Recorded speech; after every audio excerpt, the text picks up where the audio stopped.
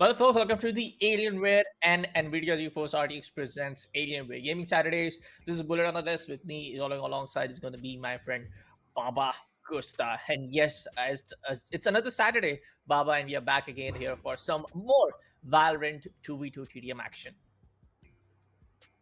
Yep. Another day, another Saturday, another. Sorry about that. Another matches of Valorant 2v2 TDM. I mean, at this point, every Saturdays we always conduct Valorant 2v2s, and of course, on the other side, we will have like different games being, starting Yeah. things up. So yeah, first and foremost, let's take a look at the score. Let's take a look at the prize pool for our entire game for Valorant 2v2 team deathmatch. I believe it will be a total of 20,000.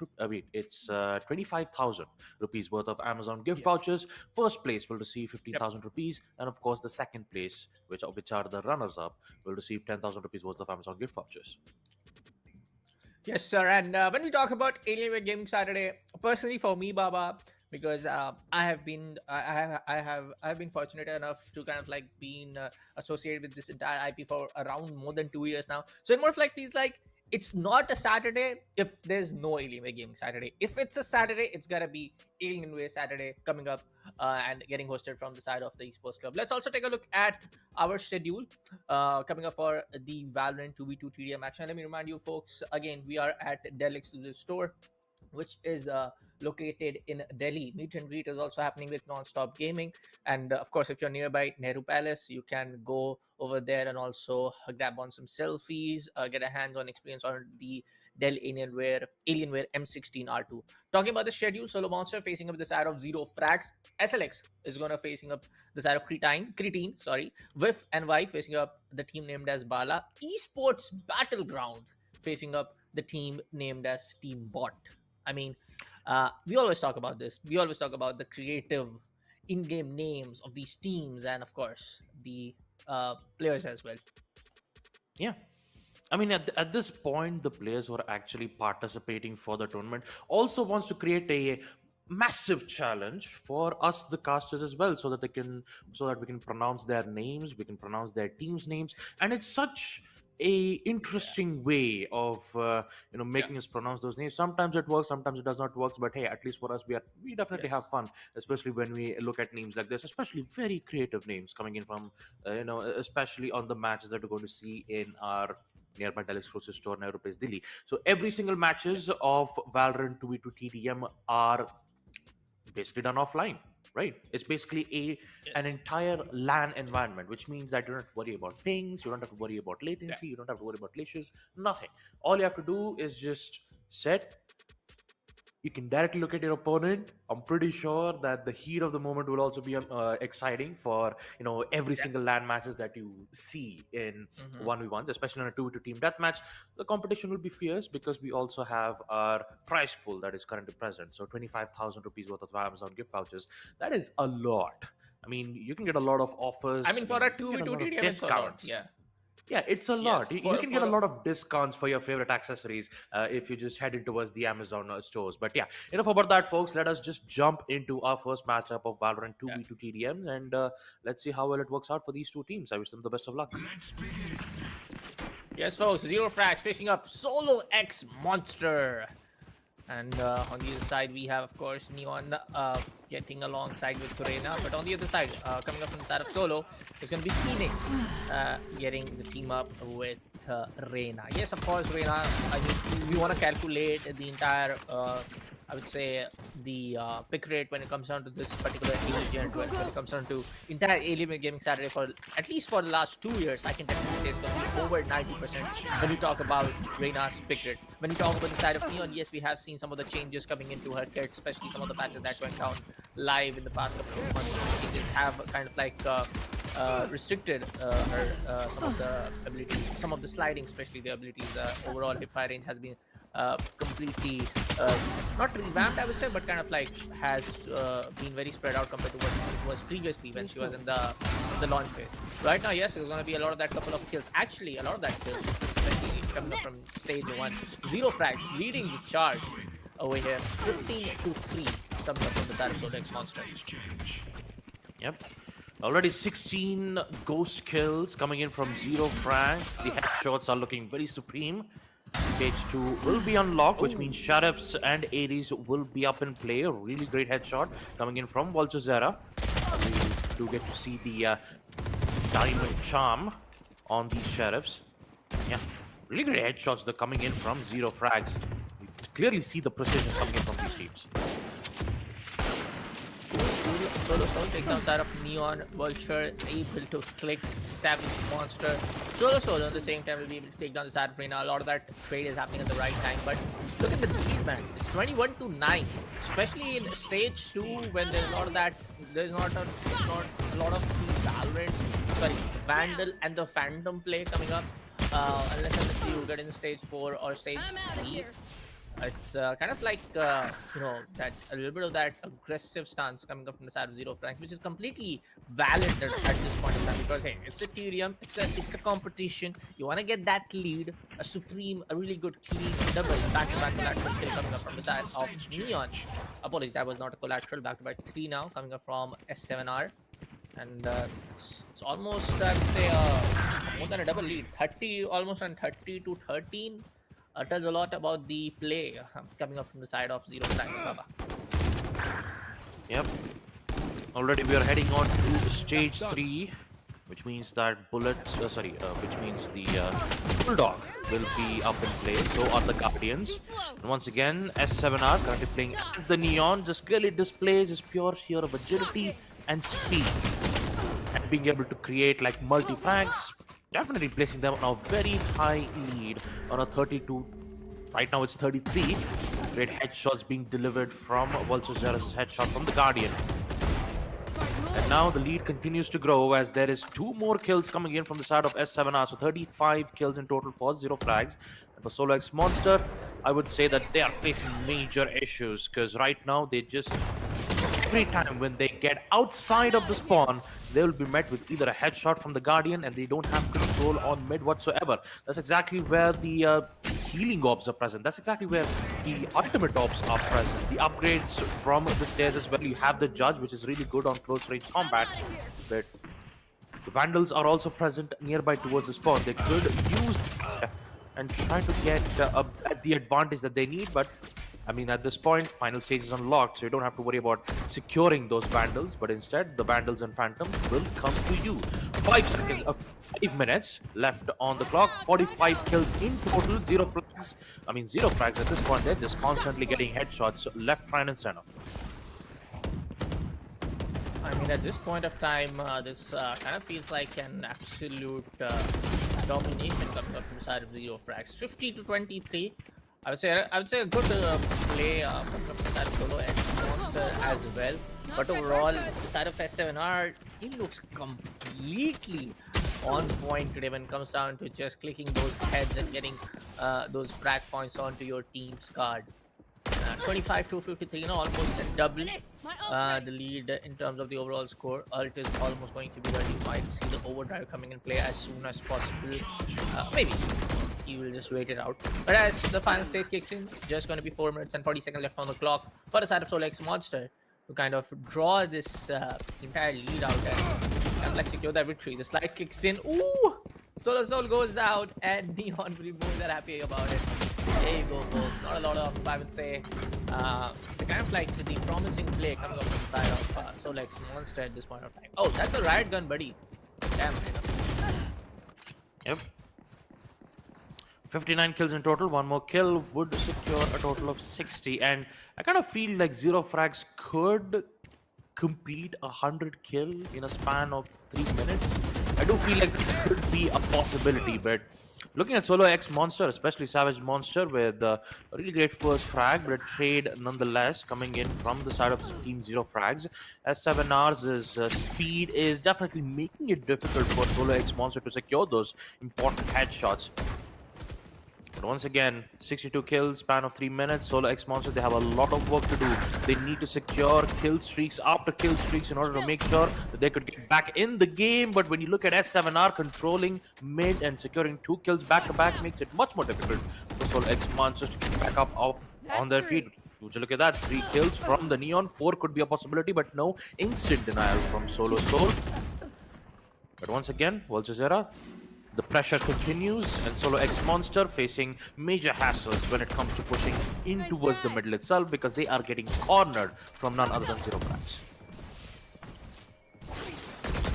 69-36. Vulture Zera gets 1 more. Solo Soul will be able to deny Neon this time around. Gets the here in play. Gonna use the flash. No! Vulture Zera completely obliterates the 3rd one as well. Oh, it was so clean. 4th. It was so clean. Vulture. Oh, wait. Oh, by the way, if I'm not wrong, Baba, this guy is a professional player. I have seen him play in the other VALORANT circuit tournaments. Yes, I have seen him play. 0 frags. Yes, that is the name of the clan or maybe the team. I can completely go wrong about it, but I feel like I have seen them play. I mean, if we were in Delhi and we did get to see it in front of us, maybe we could have known a lot of information, but to be honest, especially looking at their gameplay, I believe so that 0 frag is a, I think we might know them. Especially with the gameplay itself, we can clearly see how well that their, positionings are and the way how they're, gaining control on the map time and time again. So, yeah, it could be bullet. I mean, yeah, I can definitely. I'm not able to remember the exact, his team name, because I'm pretty sure about that. His team name is not exactly known, right? He must have played from different sort of teams, but at this point of time, yes, he. I'm completely getting the memory of the fact that I have casted his some of the games coming in from this slide, and yes, I completely remember that ZF tag coming up before his IGN. But hey, that will be another discussion. Savage Monster Solo Soul both goes down, and like you completely said, Baba, sorry, that looking at his gameplay, anyone can guess that he's more than capable of making heads and some of the upper tier tournaments as well. SNR takes in the side of Solo Soul 5. And probably this is going to be the first time in the past 2 games that we might get down to the mercy rule getting in the play. 100, some of the one of the first teams in the last 2 weeks to get down to the 100 frag in any of the matches. 97 to 47 now. Just 3 more needed. Solo Soul will take on Sarval with the Phantom headshot over there. 50 seconds left on the clock. Not a lot of that, I would say, the potential comeback, which was kind of like, was seen in the stage 2. I don't think that's going to happen because there's not a lot of that time left. And yeah, there you go. One more kill in play, and that would be the first team in the last 2 weeks here at the Alienware Gaming Saturday, folks, to reach the 100-point scorecard. Denial could be in play though, because right now you can clearly see Solo X Monster. They're just not going to give away that one kill just yet. Only 20 seconds left for 0 frags.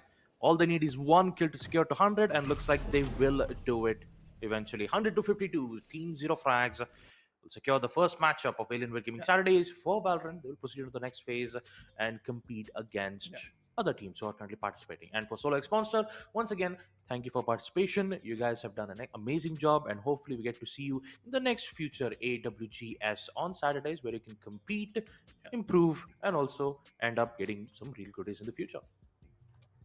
I mean, 100 points is something which kind of like a straight up statement coming up from the side of Zero Frags. Gotta say about that, how they have just completely kind of like domination would be a little bit of that that word in the my vocab, which will be very less for them to appreciate their kind of like the effort coming in. Absolute domination would be the right word.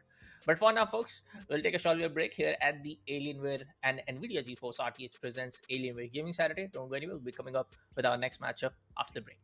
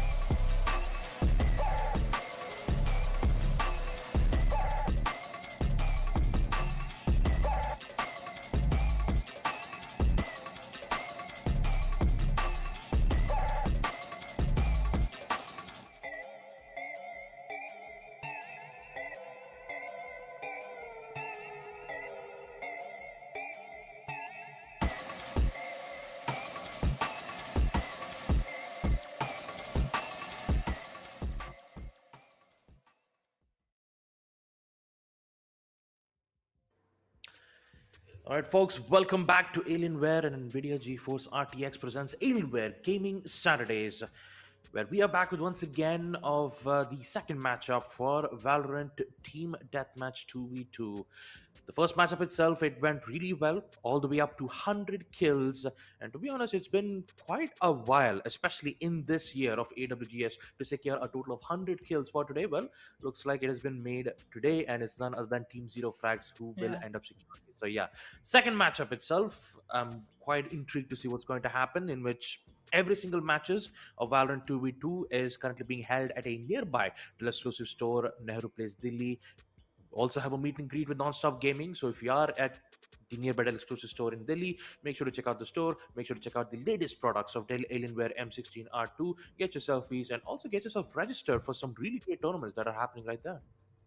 Yes, folks, and as you know, folks, we have been doing this entire Alienware Gaming Saturday for the past 2 years now, and I would like to, just give my thanks to all of the people who have been a regular participant coming up in these events. Because, hey, kudos to brands, kudos to the Esports Club for taking this kind of initiative. But thanks to you, the majority of the effort comes out from all the players taking their time out from their weekends. A lot of the players have, some of these players are 20, 25, being the age of just doing the adulting right now. So they do take out some of their time to come by from the office, and especially to just be there on weekends is something like I would say it takes a lot of that effort and courage. It all comes down for the love of Valorant. It all comes down for the love of gaming and esports. So yeah, a huge, I would say, thanks from my bottom of the heart to all of the players participating in our Alienware Gaming Saturdays. For now, folks, yes, we'll be jumping on to the second match for the day, and continuing to that entire point, you said about the zero facts, Baba. Yes, this has been the team in the past 3 weeks actually. We didn't had any team on 24th. Just before that, for the past 3 weeks, it has been that one team which has secured up 100 frags in terms of the overall scorecard. It is going to be zero frags. But for now, folks, let's jump down to the second matchup for the day. Let's take a look which are going to be the teams who are going to face off each other in the second map. Creatine facing up the side of SLX. Yep, Creatine versus SLX. Already 2 kills back to back from the Ghost, thanks to Terror, and having an ISO in the team is definitely an interesting way of thinking of a different strategies to remove that certain individual. But all in all, if a certain strategies works, it's all well and good. But in a game like a TDM 2 team deathmatch, I'm pretty sure that strategies are just out the window, and it's just straight up true marksmanship display capabilities coming in from both the sides. Yeah, definitely. At this point of time, again, when we talk about the overall team deathmatch, strats and scenarios coming in play, it's just more about the fact that you just wanna focus on a lot of that individual plays coming in. Yes, of course, being in coordination, chemistry, on her just able to trade those frags in. It also matters a lot, but it also, I would say, comes down to the fact that you are just able to click heads and secure those gunfights. It's not a 3v3, it's not a 5v5, it's not like a huge, the regular map of heavy nation or whatnot that we see in Valorant, which can be potentially used for some of your advantage coming into play. This is a straight up 2v2 combat play, and you just want to kill and get those score numbers on your scorecard. Enough of this entire chat talking, folks. Right now, when we talk about the side of SLX, they are just able to confirm a lot of that play and win those gunfights coming in from their side. ISO and Norina is going to be the agent which has been selected from both sides, even despite a lot of that nerfs being made to ISO's ult, a lot of that cooldown getting changed. We don't see ISO the pick rate getting down below, I would say, 75-80%, especially here in AWGS and other overall 5v5 tournaments as well. ISO is still one of the top rated duelists in the entire game, Bala. Yep. But I believe it's not the same on a 5v5 competitive matchup for ISO. Granted, ISO is really good when you're trying to engage 1v1. Great headshot though from Focus, a great headshot from the Bucky itself. And although the second shot won't be made, Esther will make sure to get those 2 kills back to back. Vandals will be spawned at the spawn site, making it easier for both the players to just basically pick up the upgrades and get the advantage that they require. But how will they deal with a shielded ISO who just secured 1, the second from the focus, to put themselves on a very massive lead for a total of 24 kills? Yeah, right now, Kazi able to confirm that that double coming up from his side. 6 to 11. The time is still there. To see the side of Creatine, confirming and getting the charge up. I mean, at this point in time, you're definitely you gotta just charge up the entire play from your side, and just get on into that 20 to 25 mark as soon as possible, because we're about to be the second last stage at this point of time, which can affect a lot of that play coming up in the final stage of the entire TDM as well. Yep, has reached the 6-minute mark. Terror already securing a quad kill from the Bulldog. Could go in for the 5th, but no.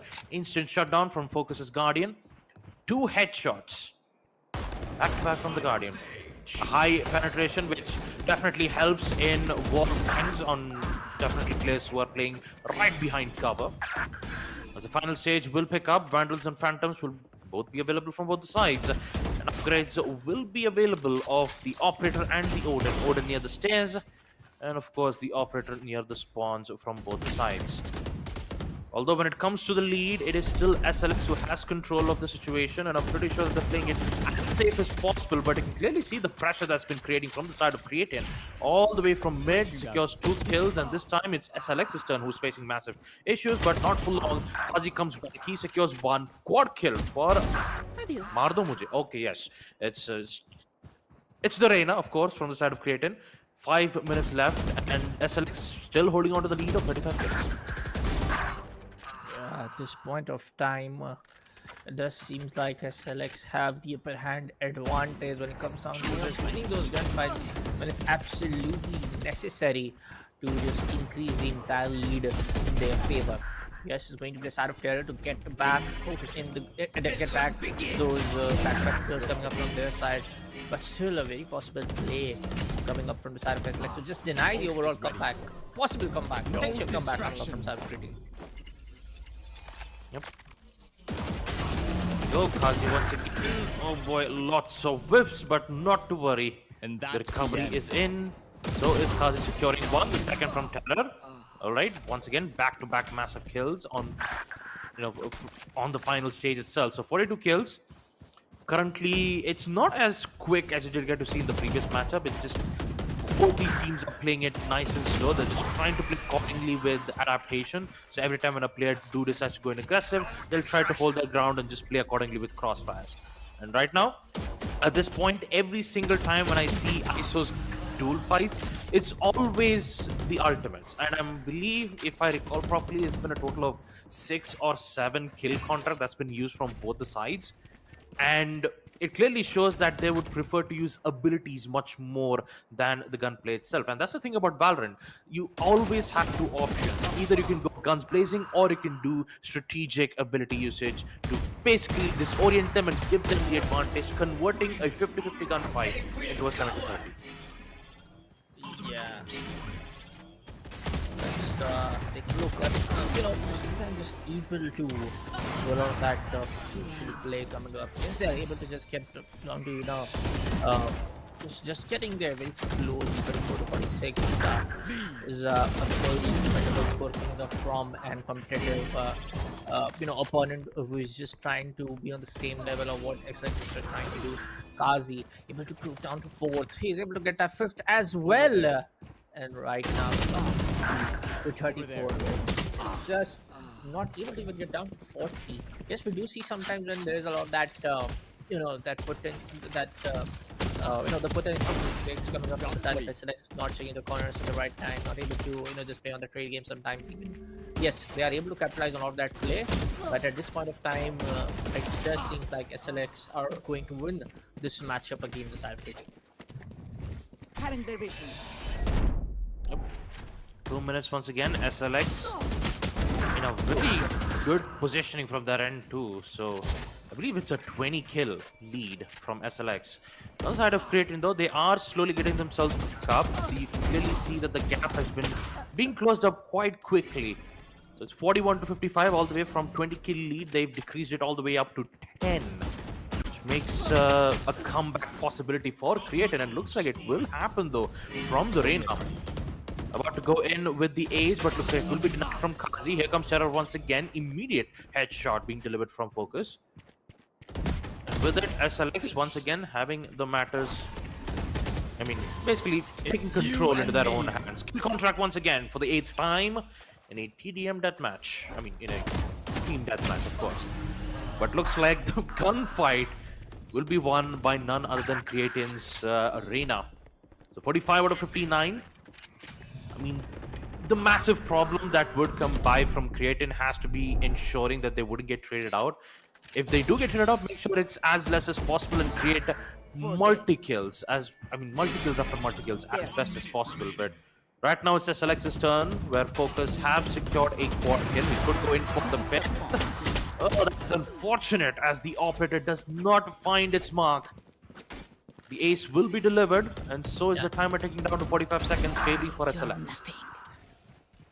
40 seconds left on the clock. Yeah, this is like it's going to be very hard for the side of Creatine right now to just proceed down to the next round of today's edition of Alienware Gaming Saturday, represented by Alienware and Nvidia GeForce RTX. Yes, they will be like a little bit sad, a little bit disheartened to see for the fact that they are not able to win up in the first round itself. But right now, Focus is definitely going to focus and get his team to the victory line for this entire marathon for 2v2 matchup. 50 to 72 now. Yes, folks, is going to be won from the side of SLX. I would say yes, we did saw kind of like I'll not say a very one-sided affair. We did saw a very competitive gameplay from the side of Creatine as well. But overall, it just seems just a little bit hard for the side of Creatine to kind of like bounce back on the entire potential play, and some of the mistakes being done from the side of SLX.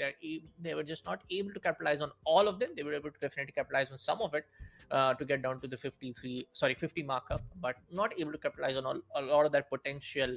I would say the clutch situations coming up, or the back-to-back kill situations coming up against the side of SLX. Yep. All in all, it's really good 2 games coming in from Alienware Gaming Saturday for Valorant Team Deathmatch. But for now, folks, we'll be taking a short little break once again, and we'll be right back with match number 3. Don't go anywhere.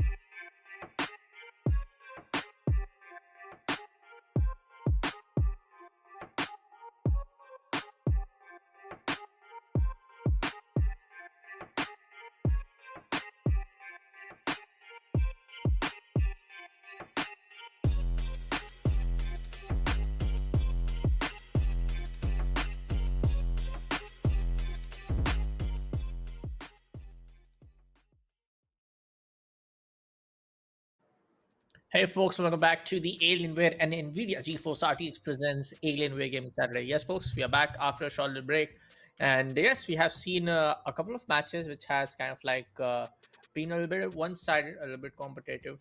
But yes, our last matchup resulted with a score line of 73 to 50, where Alex confirmed of the win against the side of Creatine. Yep.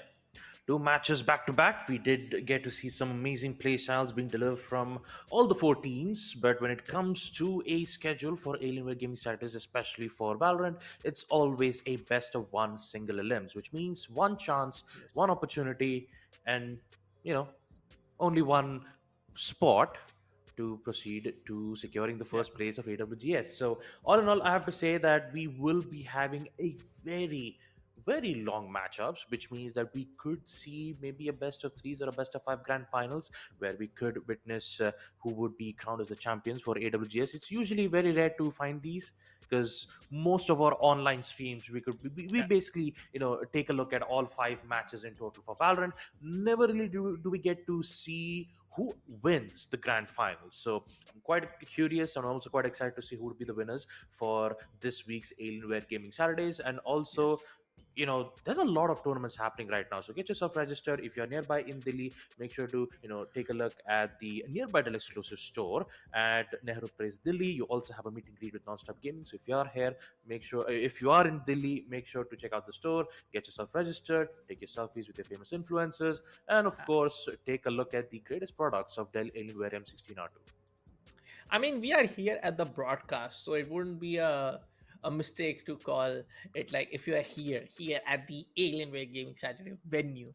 Of course, of course. But right now, folks, when it comes down to the entire segment, we'll be jumping on to our third match for the day very soon. And yes, in terms of the overall scores, I would say that today's has been a very competitive day in the past couple of weeks, as we have seen some score lines like 80 to 55, 61 to 55, 48 to 46, which was a very close one in one of the last previous Alienware Gaming Saturday. But for now, folks, let's jump down straight into the third matchup for the day. We'll take a look at what are some of the agents getting selected. Again, I'm expecting, duelists all over the place. But I would love to see, Omen getting picked up from the side of Bala. Yep.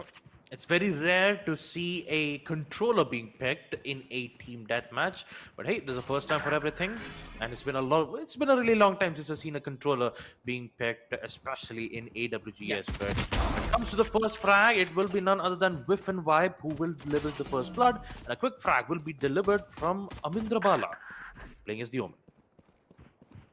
Yeah.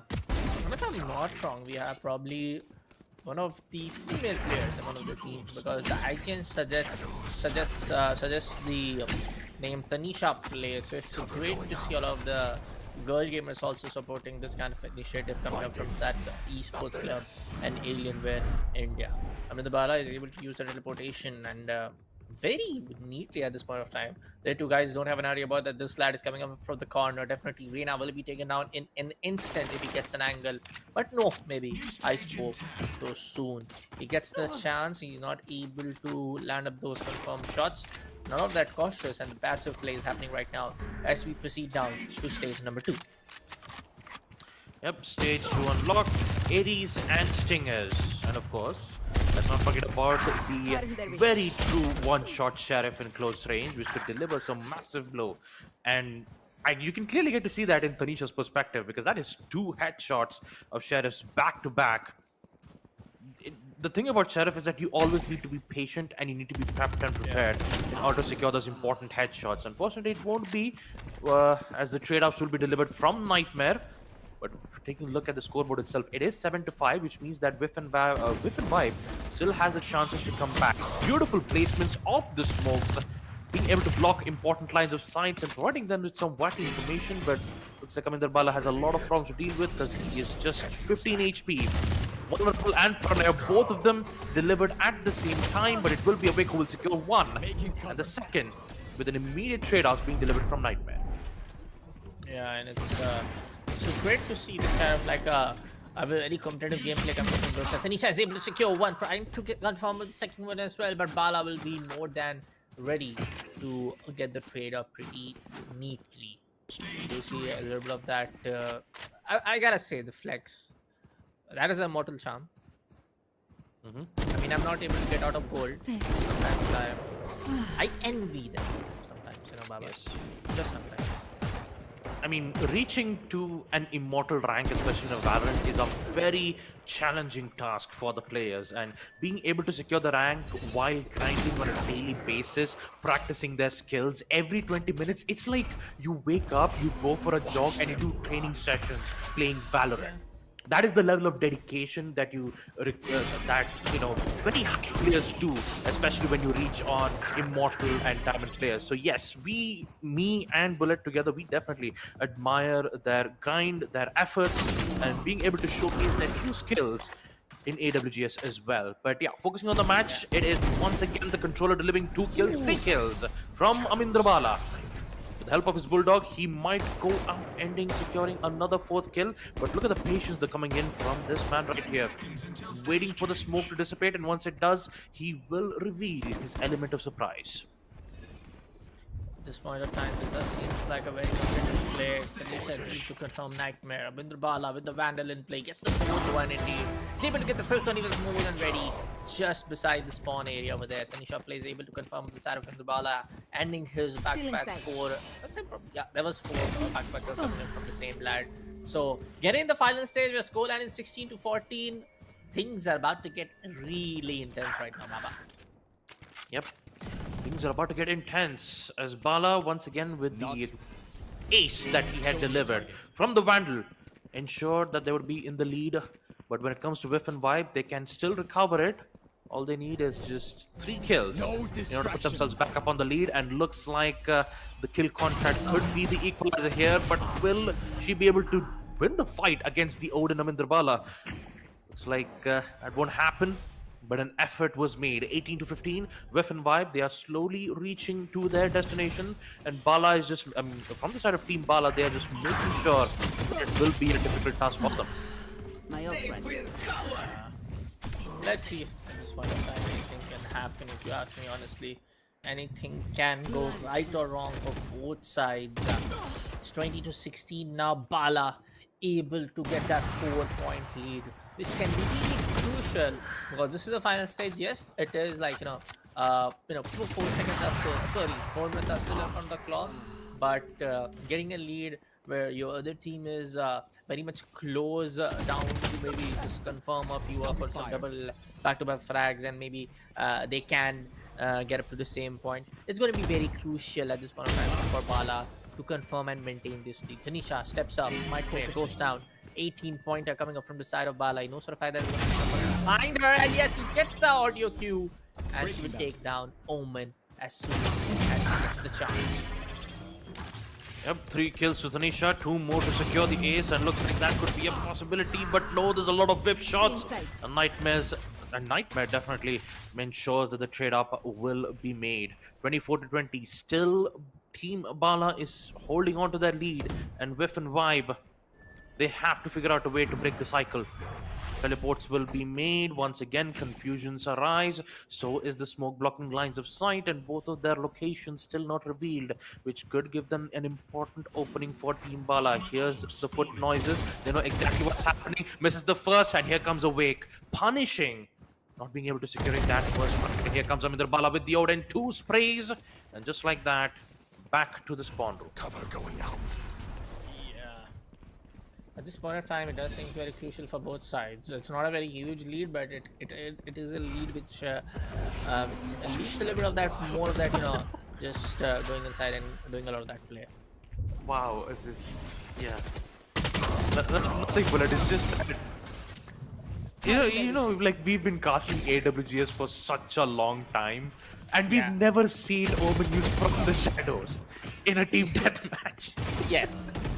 And when I'm looking at it, it was a good fake. You know what? I'll give them that. I'll give them the credibility. It was a good fake because clearly The thing about Omen's ultimate is that it blocks the entire map, which means you won't be able to know the exact locations on player's location, and that's exactly what Amindra Bala did. He was trying to negate those information, giving them the advantage, and looks like it is definitely favoring for him. Amindra Bala once again, the ace could be a possibility. Dinks on the head, but Awake comes back with an immediate response of a headshot to take out Amindra Bala. So 34-24. Bullet, interesting matchup that's going on here. I mean, a great play coming up from both sides, and Bala right now just able to extend that 5-pointer, 6-pointer lead to 34-25 at this point of time. And I'm gonna say for a fact that this can be very crucial for both the sides at this point of time, if you ask me honestly, because I feel like Whiff and White is that team which is looking pretty strong right now in terms of just doing the potential comeback. But yeah, time is not gonna favor them at this point of time. So a little bit of that, Tanisha and everybody from the second guy coming up from side with one by will be not happy about this, but Bala, I feel like they have been more than secured up. But 28. They get down to 30, 34, even in with 30 seconds left on the clock, and Bala doesn't go for the very suppressive passive play. Things can be very wide up, and Bala tries to report for one more time. He will get completely denied. He was having 4 in his hand, and away gets the 4th one, possibly looking for the 3rd, and they know it. There's not a lot of that time left, even if they can increase that lead, Baba, and they're just trying their level best to deny and just avoid those gunfights whenever it is not necessary. Yep. For almost 10 minutes, Team Bala has managed to hold their lead all the way from first to the final stage. Tanisha, once again, she's definitely doing a great job at securing those kills time and time again. Looks like the timer is ticking down very closely, and Whiff and Vibe, they really need to pick up the pace if they need to put themselves back up on the lead, but looks like it's not happening. Team Bala, they're playing it safe. They know that the lead is theirs. All they have to do is just wait for the timer to tick down to 0, but wow, what a great headshot though, coming in from Tanisha. Really great headshot from the battle, and now you can clearly see that the aggressive attempts being delivered here. 3K for Tanisha. Going for the 4th. Will that help in securing one? But no, they're in the spawn site. Here comes one more. It's 40-36. But in the end, it will be Team Bala who will secure match number 3. Really great matchup coming in from both the side. Really good performance being delivered from both the teams. And yeah, a really interesting matchup that we did get to witness here on the team deathmatch. A very close one, man. I would say a very close one. 40-36 is a very, I would say, competitive and very respectable and commendable gameplay coming in from the other team who didn't go at, I would say, a lot of that, that impact plays coming up in this kind of like a lobby, in this kind of like a TDM. But yeah, overall, a really great I would say, play from the side of Bala. From the starting of the match, they were able to, just, bounce back to the lead, which they're able to just maintain and just grab onto that entire play. And it was more of like that Whiff and Buy was actually, don't get me wrong, whiffing and unlock that potential back-to-back, triple kill and double kill, which was kind of like very much needed. Baba, yes, please explain why you're trying to, what I mean. I know, it's just that nice segue. It's just a really nice segue.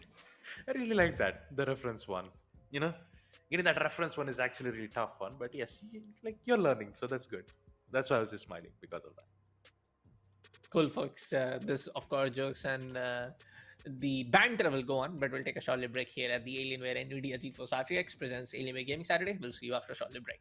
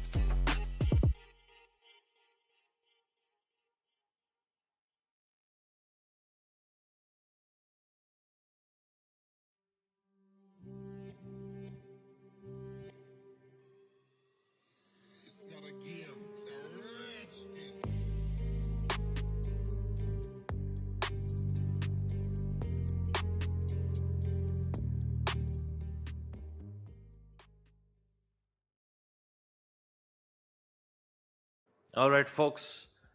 Welcome back to Alienware and NVIDIA GeForce RTX presents Alienware Gaming Saturdays. We are back with yet another matchup of Valorant 2v2 Team Deathmatch. Three matches done and dusted, which definitely did happened at the nearby the exclusive store, Nehru Place, Delhi. Once again, we also have a meet and greet that's happening with none other than Nonstop Gaming. So, all in all, three matches back to back. Match number 4. Bullet, what are your thoughts?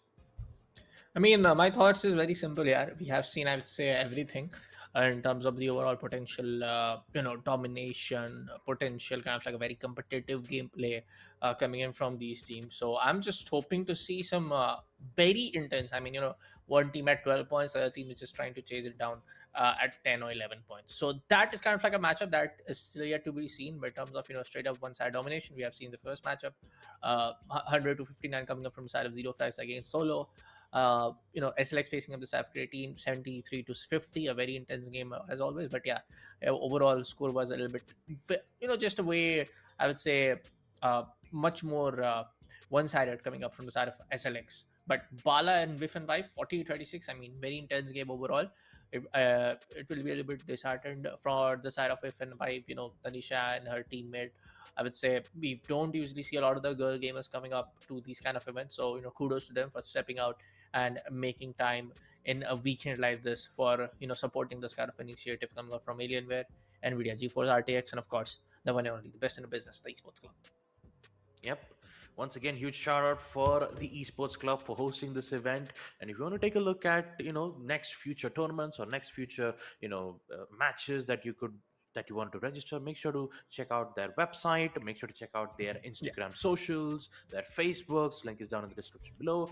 Also, make sure to subscribe and also ring that bell notification as well in the Esports Club YouTube channel to ensure that you guys can get the latest updates for multiple matches, multiple tournaments, and also has a higher chances of getting yourself registered. So all in all, there's a lot of future tournaments that could be in place for us soon, but it's still under grabs. It's still a secret, folks. So we never know, but hopefully we will get a massive great tournaments in the near future. But for now, let's just come back to Alienware Gaming Saturdays because that's where the most fun is. Match number 4 for Valorant 2 to TDM.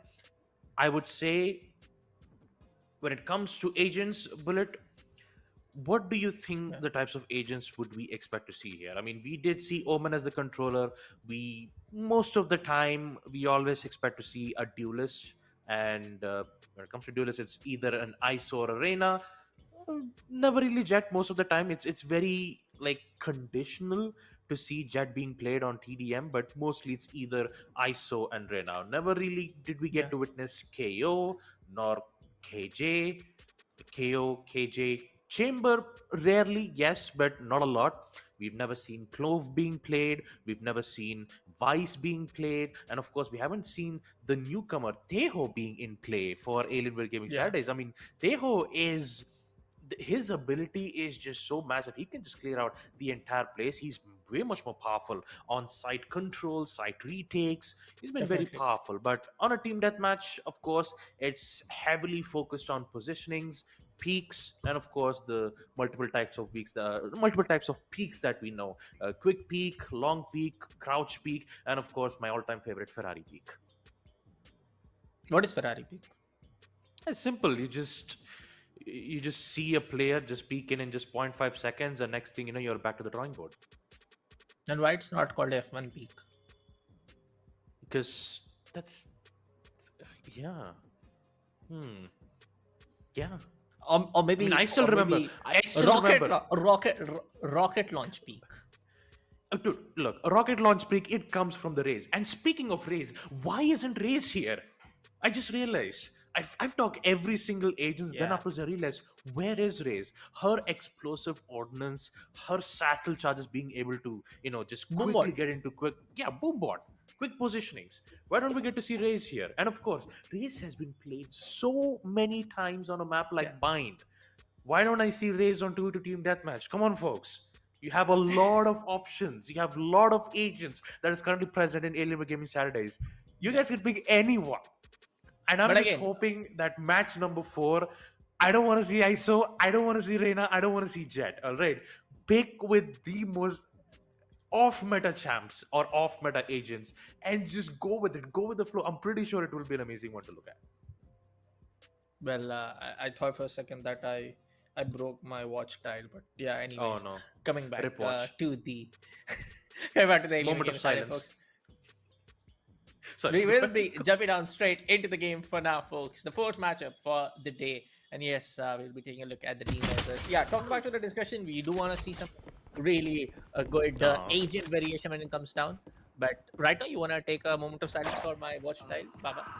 Yes, I want to take a moment of silence for your watch, as well as the moment of silence of me hyping that we would get different agents. So we'll just wait for 30 seconds. Why 30 seconds? Cutting their vision. You know what? 3 seconds. 3 seconds should be fine because we still need to look at the match that's happening between Team Bot versus Esports Battleground. So, yeah, 2 seconds. All right, let's begin. Esports Battleground on the lead 5-1. Make that 5-2 as Team Bot secures 2 ghost kills back to back. And I would say an interesting way of starting things off on round number 1. Yeah, an amazing, I would say, and just overall, is not ready. you know, I would say for both of the sides at this point of time, when we talk about the agent variation, I would say because this is a team deathmatch, Baba, it comes down to the point that you don't want to take risks. You don't want to be the guy who wants to experiment and fails in that experiment. You want to do successful trial and error methods. So it's more of like you just want to get on with that, ISO, get on with the meta agents right now, dominating the 5v5 and overall AWGS meta. Oh, by the way, I am not calling it the AWGS meta. Yeah, the AWGS meta. Wow, the AWGS meta, yes. Yes. Look, I totally agree with this bullet. I totally agree for the fact that, being able to go with the meta characters in order to put yourself to the grand finals, playing textbook Valorant, can definitely give you a higher chances of securing multiple matches. But Yes. off meta also gives a chance where you can break it. Even though if you play ISO and Reyna, there are multiple ways where you can counter it. Make them get confused most of the time, because Not ready yet. the thing about mirror matchup is that you always know what exactly the player does and you counter to it accordingly. But when it comes to an off meta, it's exactly the opposite. You don't have to wait for them to move their mark. You can do an entirely alternative method where you can take out their opponent without even being noticing. That's the best part about off meta. But in order to play those off meta, you need to make sure that you understand how the agent works and what kind of counters would be best for those certain agents. But for now, focusing on stage number 3, it is 16-10. Team Bot still in the lead, and looking at the weaponries, it is Bulldog, of course. Great headshot from Helical. 18-10. Team Bot currently in the lead. Yeah, at this point of time, it does seems like it's going to be a close game. But as Teambot is now able to get back-to-back 4 or 5 kills on their side. Oh, kind of like that hide and seek coming up from the side of Bot. Made will be able to secure one, but he will go down eventually as Helical is able to confirm the third one with the Bulldog. Genesis skin equipped. It's very nice and sleek, but Helical will be more than ready over there in the corner to confirm with the fourth one now. So these come back-to-back 4, and the triple kill is going to be something very important. It has always been the AWGS meta that we are going to talk about from now on. Helical is able to confirm up the first one in the alternate dimensional, and Mardo Mujhe will go down. And probably, if I'm not wrong, this is the round 2 matchup, because we are going to see Mardo Mujhe for the second time in the matchup over here. Well, we did get to see the team win on the first matchup. So yeah, final stage is unlocked, which means Vandals and Phantoms are a go. So are the triple kill that you get to see from Bot Chaita. Let's realize the name of the team is called Team Bot, and you have the first 3 initials written as Bot. It's quite interesting to see. But all in all, looks like they have secured an ace from Chaita.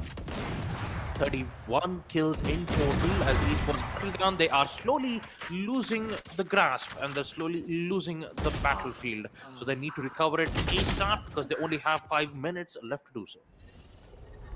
Not a lot of time left for the start of Esports Battleground. But I would say 4 minutes is definitely more than enough to get 15 frags if you are able to just suppress the entire play coming up from the side of Team Bot. So right now, Team Bot is definitely not playing like a bot, and boy, that 2023, that is 2023 or 2024. The Champions Bundle looks so good. It's one of my favorites. Definitely in my wish list right now. That skin is so good. Finished. Yep. A lot of wonderful skins that are currently present and in the game of Valorant. I mean, every player has their own specific specifications. You know, the most like they always have.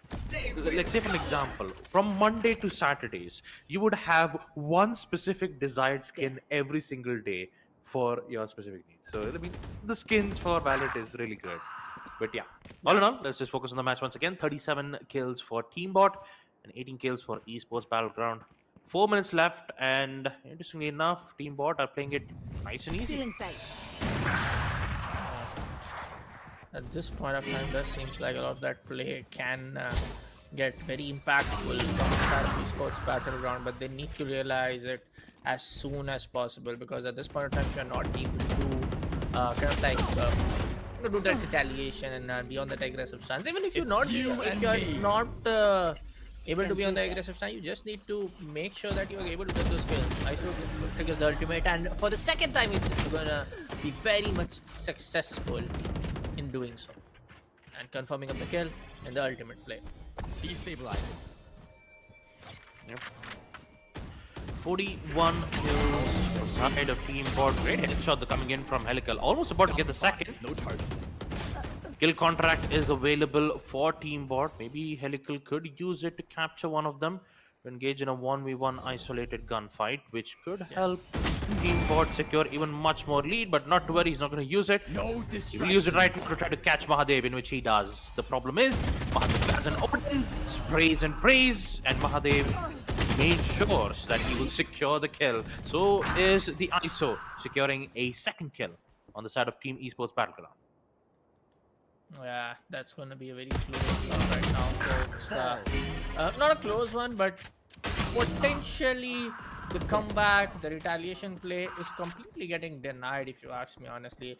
At this point of time, I didn't wanted to see, you know, the side of Esports Battleground, as they have, you know, just completely written off their name as, you know, the Esports Battleground. You want to play like how you play in a real competitive Battleground Esports competitive matchup. So it does seems like they're having a little bit of that coordination issues. It does seems like they're not just able to kind of like you know, be on that very kind of like you know, just be on their level best. You know, I feel like today is just not their day. It seems like. Yeah, I mean, let's not forget this is also single eliminations, right? So yeah, exactly. they only have one chance, one opportunity to reach to the grand finals of AWGS, to at least reach the runner-up or first prize.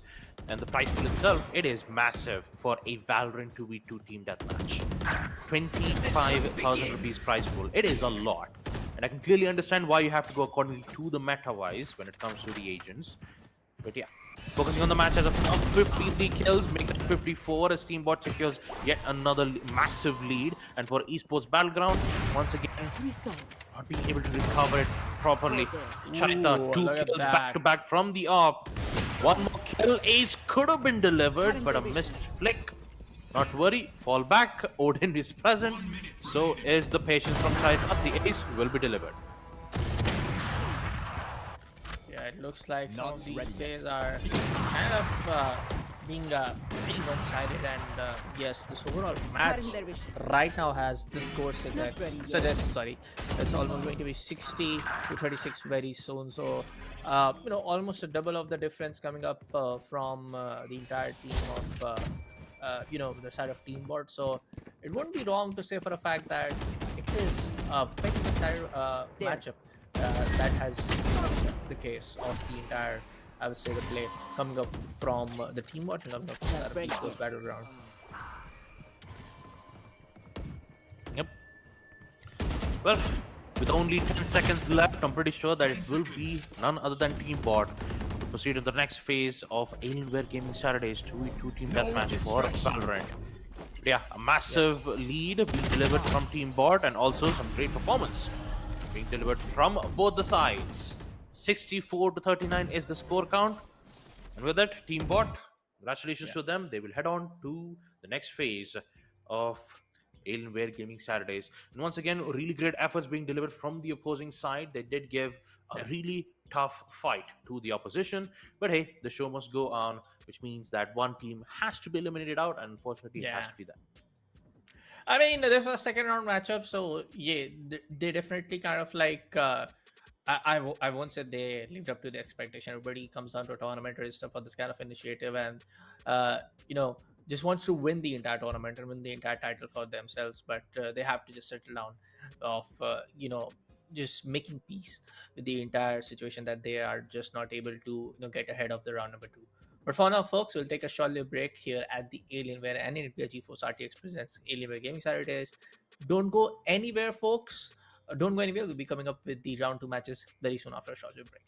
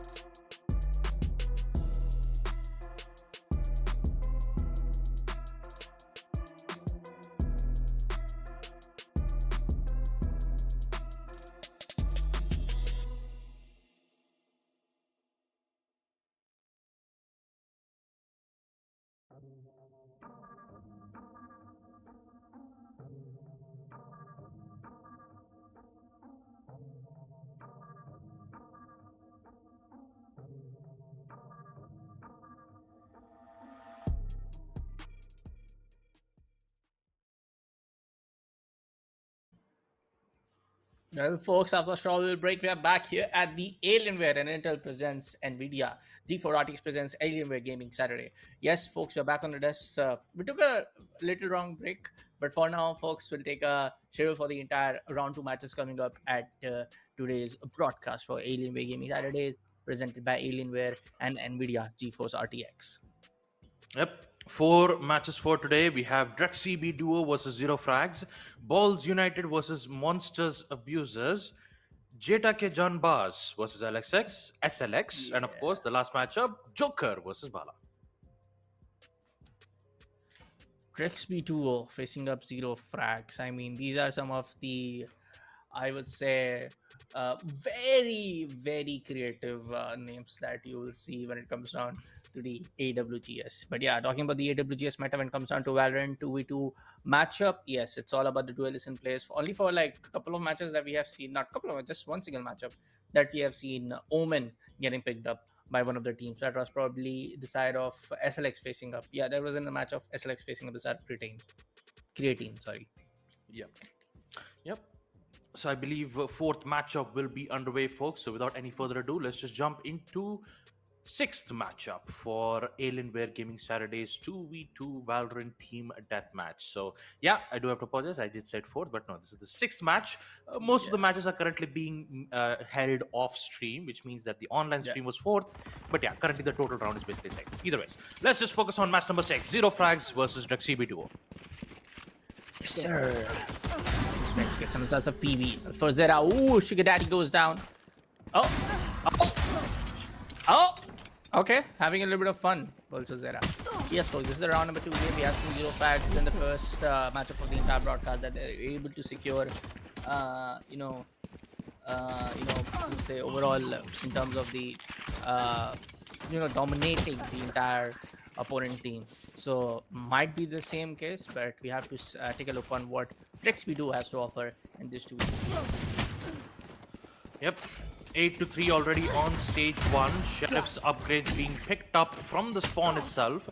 Now they gotta wait for an extra 20 seconds in order to get the weapons back. So Sheriff's very close range, very powerful in order to secure those headshots. And there you go. Valsazera, very precise with his headshots. He might be able to get another one. No, he does. 4th kill on stage 1, and here comes stage 2. Gets absolutely annihilated from the Ares that the opponent Reina had. So stage 2 itself, it is 14-4. The pistol rounds are looking crispy for Zero Frags. We did get to see the same situation that had happened in the first matchup of our AWGS. Well, looks like history repeats itself on this matchup as well against Drex CB Duo. Yeah. What can go around for the side of Drex CB Duo? Right now, they are definitely feeling the entire heat of the game coming down to their head. And of course, this is a mirror composition. Both of the teams have taken up Neon and Reina. And in stage number 2, yes, the Sheriff is... Oh, the one clicks from the side of Volta Zera is completely on point. Of course, when Vulture misses it, it's going to be S17 coming up from his team at this point of time. Yes, they have a very good lead of 8 points. Let's see what can be the play coming up from side of Drex Video, whether it can make a comeback or not at this point of time. Still in sight. Yep, stage 3 will be opened up pretty much soon. Great headshot coming in from Vulture Zero. Guardians up for grab. So is the Bucky's attempt from Phoebe.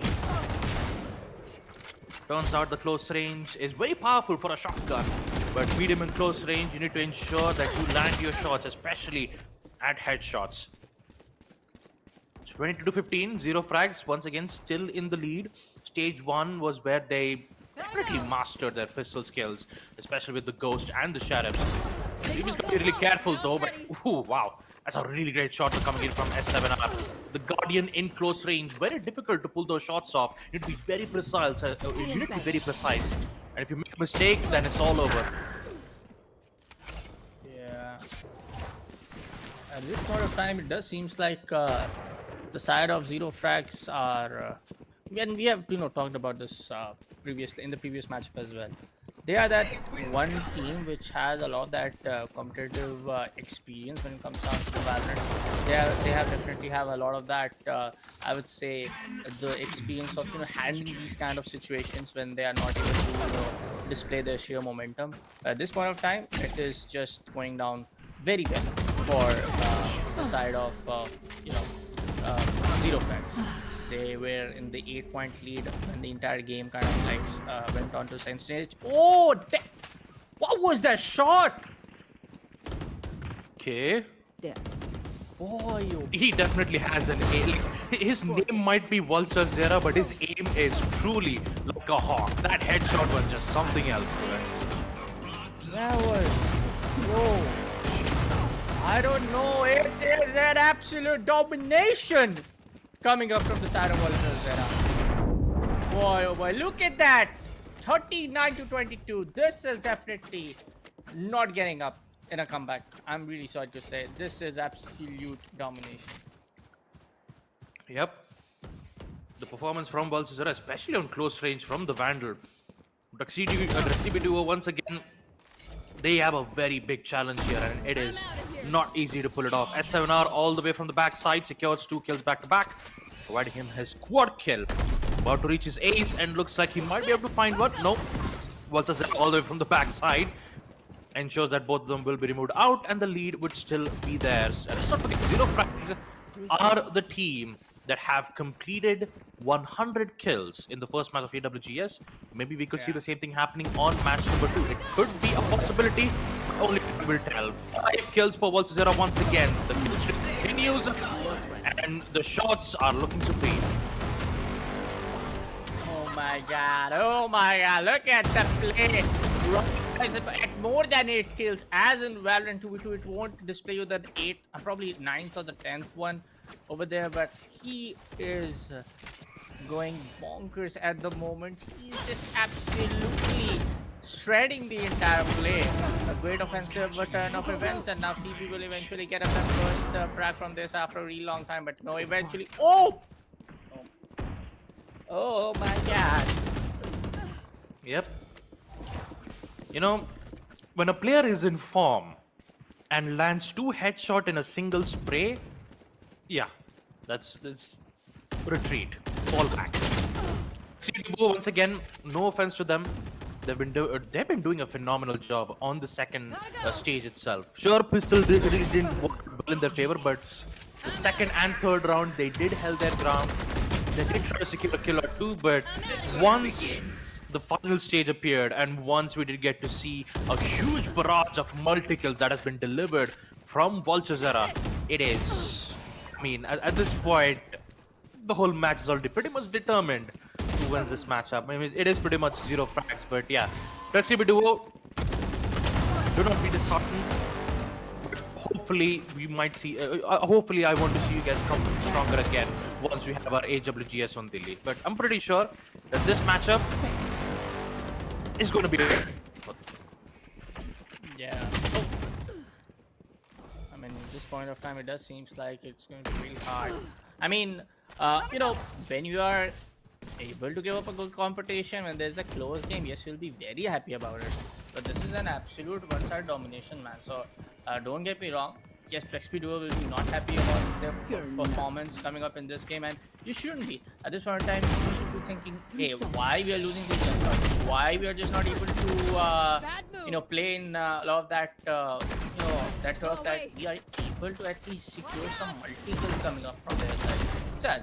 So, being not very happy about his performance is that one learning step that needs to come off when you are facing up an absolute domination from your opponent like this. You know, the only bright side that Recipe Duo can think of the situation is that they are gaining experience on a LAN level, because playing online and playing in LAN both has its own ups and downs. In online, you still need to be worried about packet losses, you still need to worry about latency issues, but when it comes to LAN, everything goes out the window. It's just it's just you and your opponent, basically predicting mistakes and having really good muscle memory on your positioning and also your crosshair placement, which is the most important stuff. And you can clearly see the huge gap in masteries when it comes to Zero Frags as well as your CB Duo. So all in all, I have to say, Exhibit Duo, they're still not giving up. I still admire their perseverance. I still admire that they still push forward. They still try to secure a kill or two. But yes, it usually happens. I would say just try not to be disheartened. But all in all, Zero Frags, a massive performance from these guys right here. 89 kills. They could go in with another 10 kills back to back. And Exhibit Duo once again. This might be the very sorry. This it's might be just the solid, very full first team. This might be the very first team if they are able to score 100 kills in their probably the second or third match. Oh my god. This might be the very first team in the entire history of AWGS for the last 3 years that there's one team who is able to secure 100 frag, Mercy rule getting in play in their first matchup, and the second matchup they continue with the same. So yeah, history being made. Yep. There you go. Once another peak from S7R. A monstrous performance from Zero Frags and CB Duo. Once again, great efforts. They still at least made a tremendous performance. 43 kills up against Team Zero Frags. And I have to say, participation, they did pass, like not only did they participate, they also showcased their true skills, and also they did went neck to neck, and they definitely had a never give up attitude for them. So kudos to them. They did do their best due diligence, but of course this is a tournament after all. It is single elims, the show must go on, which means that Team Zero Frags with yet another dominating performance, 100 kills on first and second matchup, as they'll proceed into the next phase of this tournament brackets. Bro, at this point of time, this was just absolute domination, absolute carnage, absolute. The entire Venom symbiote just taking over the entire play. I mean, this was absolute carnage. I would say for the side of Zero Frags, yes, they look like a team who are the capable contender of winning the today's edition of Alienware Gaming Saturday, presented by Alienware and NVIDIA GeForce RTX. So definitely, I feel like it is going to be a very tough battle in the finale and the semi-finale matchup, and of course in the upcoming matches as well, whoever goes up against the side of Zero Frags. But for now, folks, we might take a short little break. Yes, and we'll be coming up with our next set of matches after a short little break.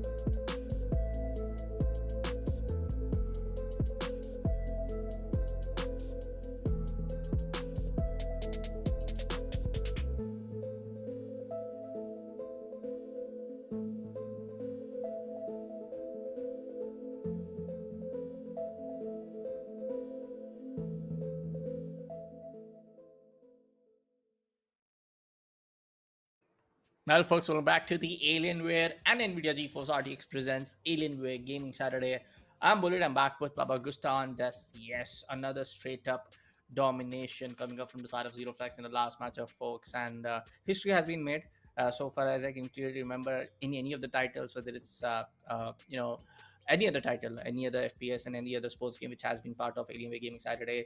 Nobody has secured the 100-point markup or the same, I would say, the overall scorecard in terms of how they have just dominated over the other opponent against their opponent. So this has been the first time in the last 3 years that Zero Frags have secured up 100-point markup in the first match itself, and they have done the same in the second match itself. I cannot hear you, Baba. I guess due to some technical difficulties. Yes, ground control to you're Major back. Tom. I hope I can hear my voice. Yes, looks Yes. like it is. So, yeah, I actually wanted to continue the conversations about that too. Is 200 kills in total, right? From the Yeah. side of Team Zero Frags. So, I would say that it's like it's a new record coming in from AWG's side, Definitely. right? So they've made an amazing performance, but yeah, like we'll even continue the conversations more about it as we continue with our next matchup for today of Valorant 2v2 Team Deathmatch. Who's it going to be? It will be Monsters versus. All right. Monsters versus United. Yeah. Yes, Monsters versus Monsters versus United, absolutely. So talking about the first frag itself, it is 2 kills favoring for the side of Team Monsters, and of course United with a huge trade coming with the classics to go with the equalizer 2-2. Yeah, let's see what they can do at this point of time, because we have not seen any of these teams on the broadcast. Of course, these matches were going side by side simultaneously as we were covering up the other games on the broadcast. So yes, we have to check in for the fact that how they're gonna come up with some of the traits, some of the overall better performance coming up from these guys. So hoping to see some kind of like a dominator performance from both sides, for both of the teams equalizing the score count as soon as it gets ahead of them. So let's see what they have in store for us. Yep. It is 7-4, of course, with one SH currently playing as the Reina. The Ghost will definitely deliver 3 kills back to back, and of course, Monster, who is currently playing as the ISO. The Sheriff will definitely catch one of the target. He's about to reach the second, in which he does, almost securing the headshot on the third. But an instant trade-up will be made from the Stinger. It has a really high fire rate and also higher chances of getting 2 headshots back to back. The only downside of it is that it has a very bad recoil. It's like the recoil is just so high. It's like I can look at a ground and then into the air in just 0.2 seconds. That is how difficult the recoil is when it comes to the Stingers. But if you've mastered that weapon, if you know how to control its burst and play accordingly, it is a dangerous weapon to have, especially in mid-round. So second stage itself, 11-10, looks like the score count is looking pretty interesting, coming from both the sides of Monsters versus United. So 11-10, currently Monsters are in the lead, and United, I'm pretty sure that they are looking for that 1 kill to equalize. Yeah, it can be a really big play coming from both sides, because at this point of time it looks like a very shit-on game. A very, I would say, kind of like that intense factor coming up to the play that we were talking about for such a long time, because we have seen teams like Zero Frags, teams like if I'm not wrong, even Bala did perform pretty well in their matchup against the side of Whiff and White. No, that was a close one. That was 40-36. Apologies. So when it comes down to the overall intense game, we have seen enough of it. So it's good to see. One-side games, we have seen enough of it. But when it comes down to really closed out head-to-head, keeping us at the edge of our seats, this is the one game which I truly feel can take it to the very next level. 19-13, United are just not able to get up those back-to-back kills, but on the other hand, most abusers. I mean, what Monster is just able to tap onto the heads, but I spoke too soon for this time around. Even the Veranda, he was not able to secure up the gunfight against QBZ, who was playing with that Spectre. Now, right now, it's going to be the side of United to take up their score form is ready. 21-15 now. Yep, 21-15. Monsters in the lead. Stage 4 about to be unlocked pretty much soon in 5 minutes and 30 seconds, if I remember right now. So it's 5 minutes 40 seconds is where final stage will be unlocked. There you go. Vandals and Phantoms are a go. So are the operators and Judge currently present in the stairs, as well as these spawn entrants. When it comes to the lead, it is still at the hands of Monsters, as Arena will secure its 3-kill lead. So all in all they have to do is just ensure that they would secure the first frag and ensure that they don't get traded out in the process. I've not been saying this every single time, but it always comes down to how well you can manage in securing those kills and also not being picked out in the process. Map control is pretty much important here. All you need to do is just ensure that you have mid control and wait for every 20 seconds for healing orbs to respawn so that they can keep continuing the flow and ensure that they would keep gaining that momentum while ensuring that the positioning and the crosshair positionings are up to par. Yeah. At this point of time, the overdrive comes in from the side of Neon. Possibly can get one. Yes, Ish goes down. Destabilizing. Is that the guy from? I'm not sure if what if Ish is the same player who plays by plays from the side of Asterisk, because AST is the right.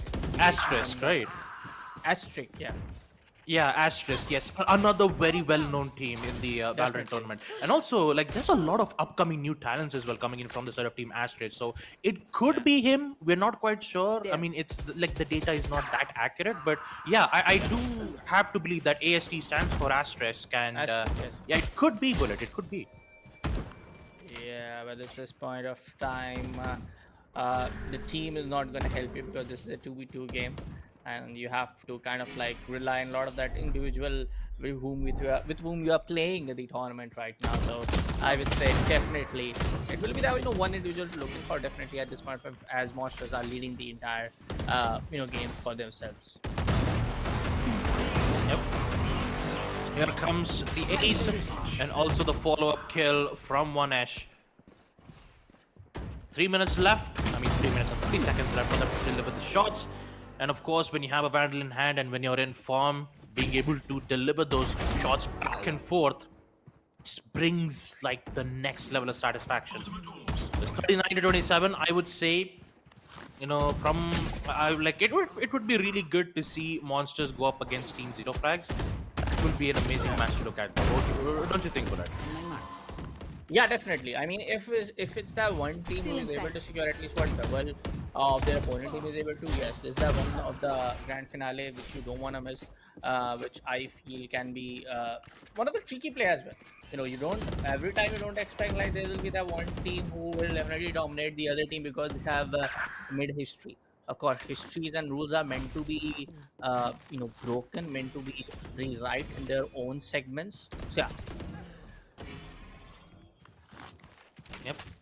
2 minutes and 30 seconds. 43 kills for Monsters. Great headshot from One-Ash. And of course, you clearly see that from the side of Team United, there are a lot of missed shots being delivered here from Monsters, but they will eventually find one. It was a messy gunfight after all. They will immediately reset and come back to mid. See whether if they could secure a kill or two.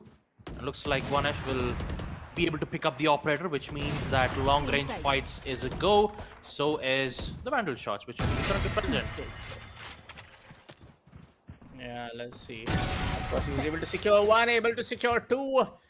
I mean, I'm completely in the fray now that this guy is from the infamous team Asterisk. The famous one, of course, the popular, the one very much known in the South APAC region.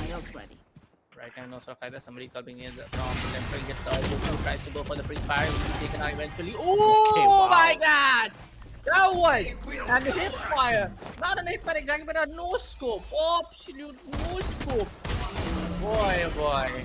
And right now it does seem like Monsters are definitely using their entire skill set that they have against United. No scope, pre-fire, hip fire, 360, and of course, concussed. And somehow, Vanesh gets away with a kill on the operator. 4 kills for QZ being QZ from the side of Team United.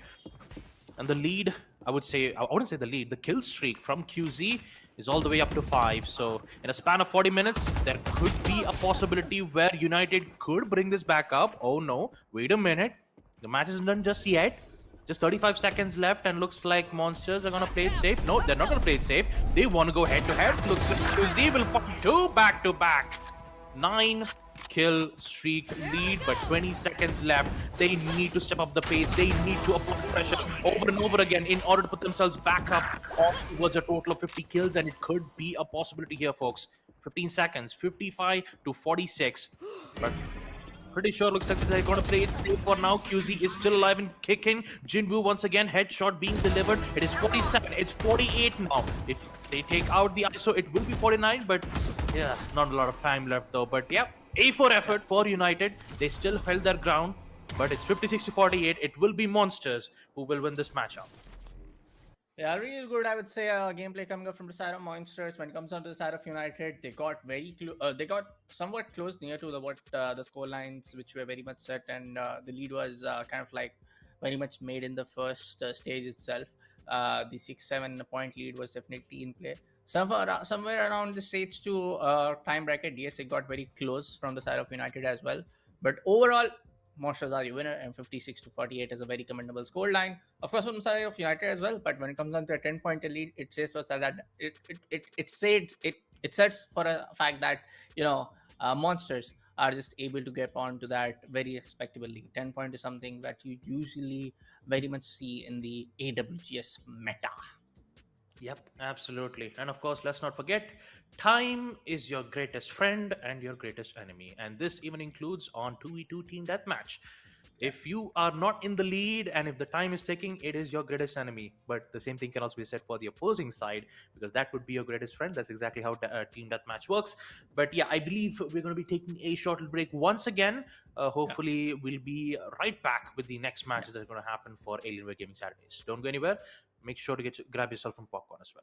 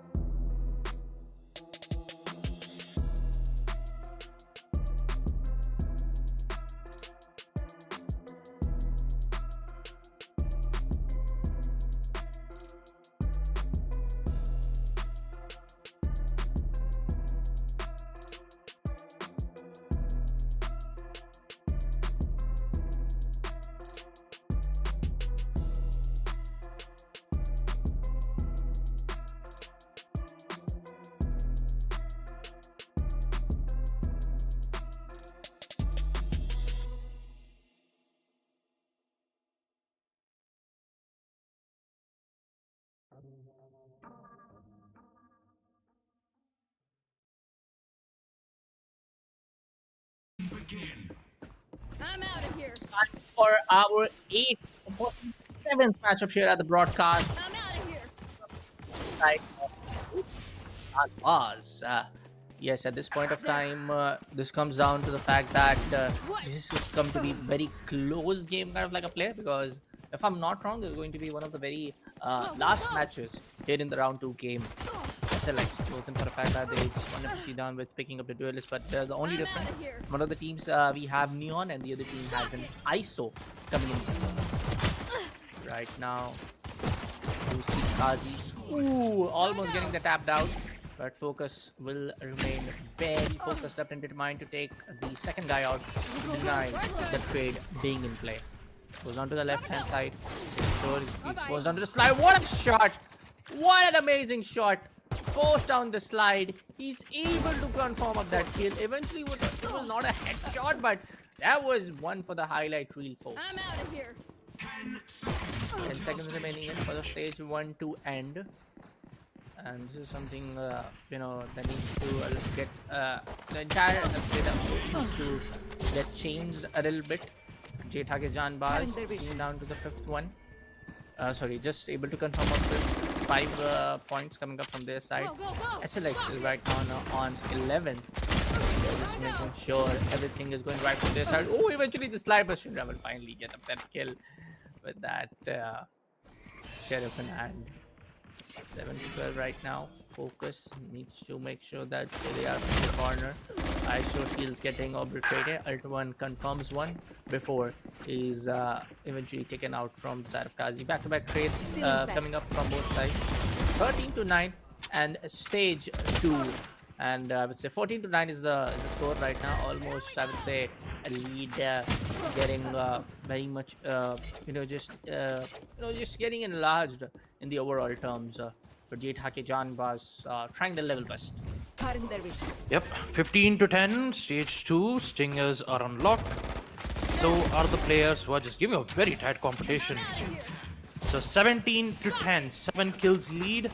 I would say that for the side of Team Jak Janbas, I believe that they will make some presence known hopefully on the final stage with Vandals and Phantoms being unlocked. Hopefully for now they'll be stuck with Guardians and Bulldogs, and looks like the Guardians will definitely favor for SLX at this point. Like we've seen SLX make like really great headshots from the Guardian, and I believe that it will be the same here on this matchup up against Team Jak Janbas.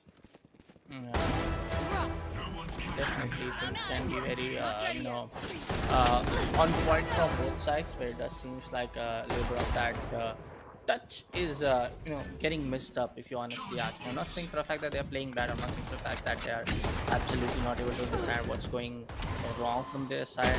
Just for a fact that at this point of time, SLX are being very on point with their entire gameplay, being very on point on how they just wanna approach this entire game at this point of time.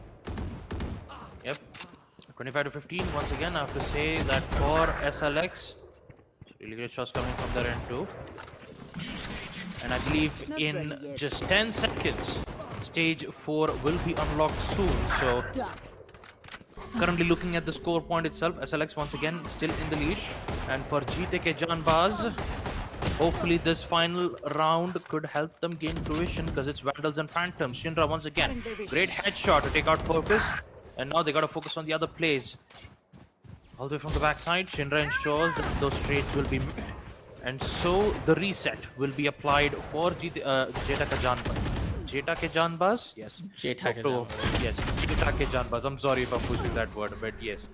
29 to 20, I would say that Jak Janbas, they are doing an excellent job, and likely chance that they could make a comeback here. Bullet. How about we just call them JJ?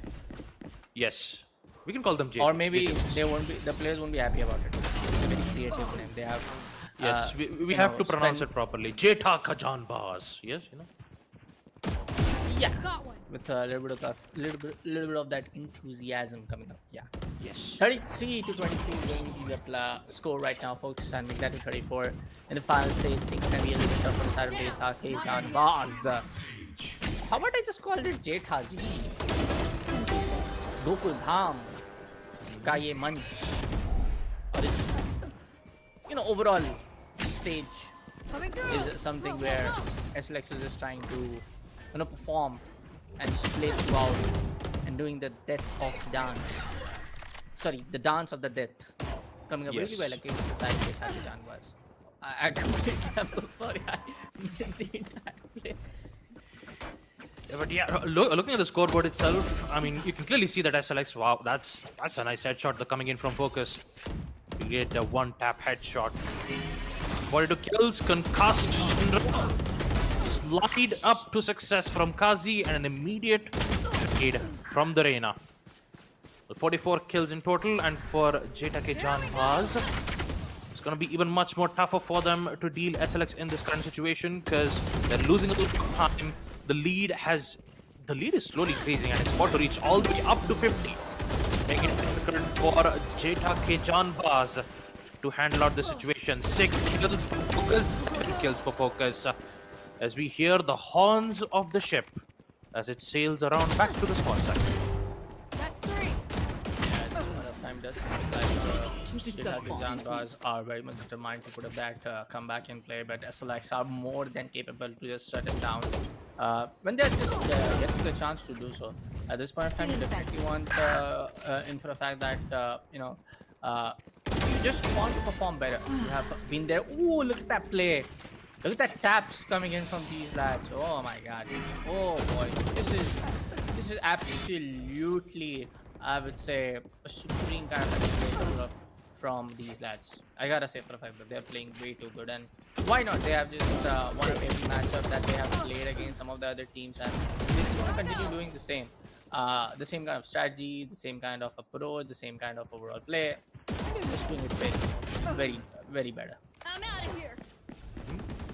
And I believe SLX might reach the 100-point mark, but Go, go, go. not to reach a 100-point mark in a span of 2 minutes. Will it be possible though?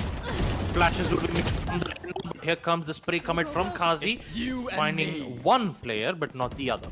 It looks like Contract Kill won't be able to find one at the moment. And Shinra will be forced to fall back all the way from spawn, and Kazi sweeps and clears. I'm out of here. The speed. Yeah. The speed of the Neon, it's a really good one to look at. At this point of time, there needs to be a lot of that space coming in play, if you ask me honestly. At this point of time, there's a lot of that, space that Jak Janbas needs. The things that they need at this point of time to just, make sure that they are very much, getting that point, getting that time to just analyze, just make those quick decisions. And at this point of time, they are just not able to do the same. If you ask me honestly. They're just struggling. They're just not able to get those trades, and so yeah, I'm not sure if they can actually make up a comeback. And looking at the timer, it's 1 minute and 40 seconds left on the clock, and it's 73 to 44 now. So we have one more contender coming up in that semi-final and the finale segment against Zero Frags and against what was the other team? I'm not able to recall the team. Yeah, Monsters. So I feel like in these three teams, it can be a very much a close battle. Who can make it to the semi-finale, who can make it to the finale. 75-46 now, not a lot of time left, and it is done and dusted for the side of Jak Janbas. Yep. SLX once again, the lead is just too much, and also Empress being picked up from Focus makes it much more difficult. Wait a minute, all just ends up removing the main threat, but it's just too much. There's only 25 seconds left, and looks like an unfortunate situation for Jak Janbas, because currently they are in 48 score, whereas SLX with a total of 80 kills from their end. So yeah, all in all, I do have to agree, I do have to agree, Bullet. Oh my god. So it's Team SLX who will definitely head into the next phase of Alienware Gaming Saturdays. I have to say, a really great match coming in from both the side, and SLX, they'll be very happy with this win, and they'll definitely wait for their next opponent who they would go up against. And also, I do have to apologize to my co-caster Bullet, because I accidentally said my other caster's name wrong. So yeah, apologies. Hello, TC team. Hello. Yeah, there's a request, guys. Mr. Baba Gusta is missing so much. The presence of Mr. Blackjack. I would Oh like my to, god. announce my formal thank you Nah. for my service. Anyways, guys, jokes apart, right now that Come was on. SLX facing up the side of Jetha, 83 to 49. I mean, against monsters who have kind of shown a really good game. I mean, that was not a very exactly one-side domination, but looking at some of the plays coming up from one of these lads, just tapping and clicking head, that was just something else. But zero frags, monsters, SLX, between these three teams, anyone can be the champion of today's Alienware Gaming Saturdays. Yep, absolutely. It could be anyone who would claim the throne of champions for Alienware Gaming Saturdays, which is happening at a nearby Dell exclusive store in Nehru Place, Delhi. You also have a meet and greet Yep. with Nonstop Gaming. So if you are in nearby Delhi, make sure to check out the store, check out the latest products of Dell Alienware M16 R2. Until then, we'll be taking a short break.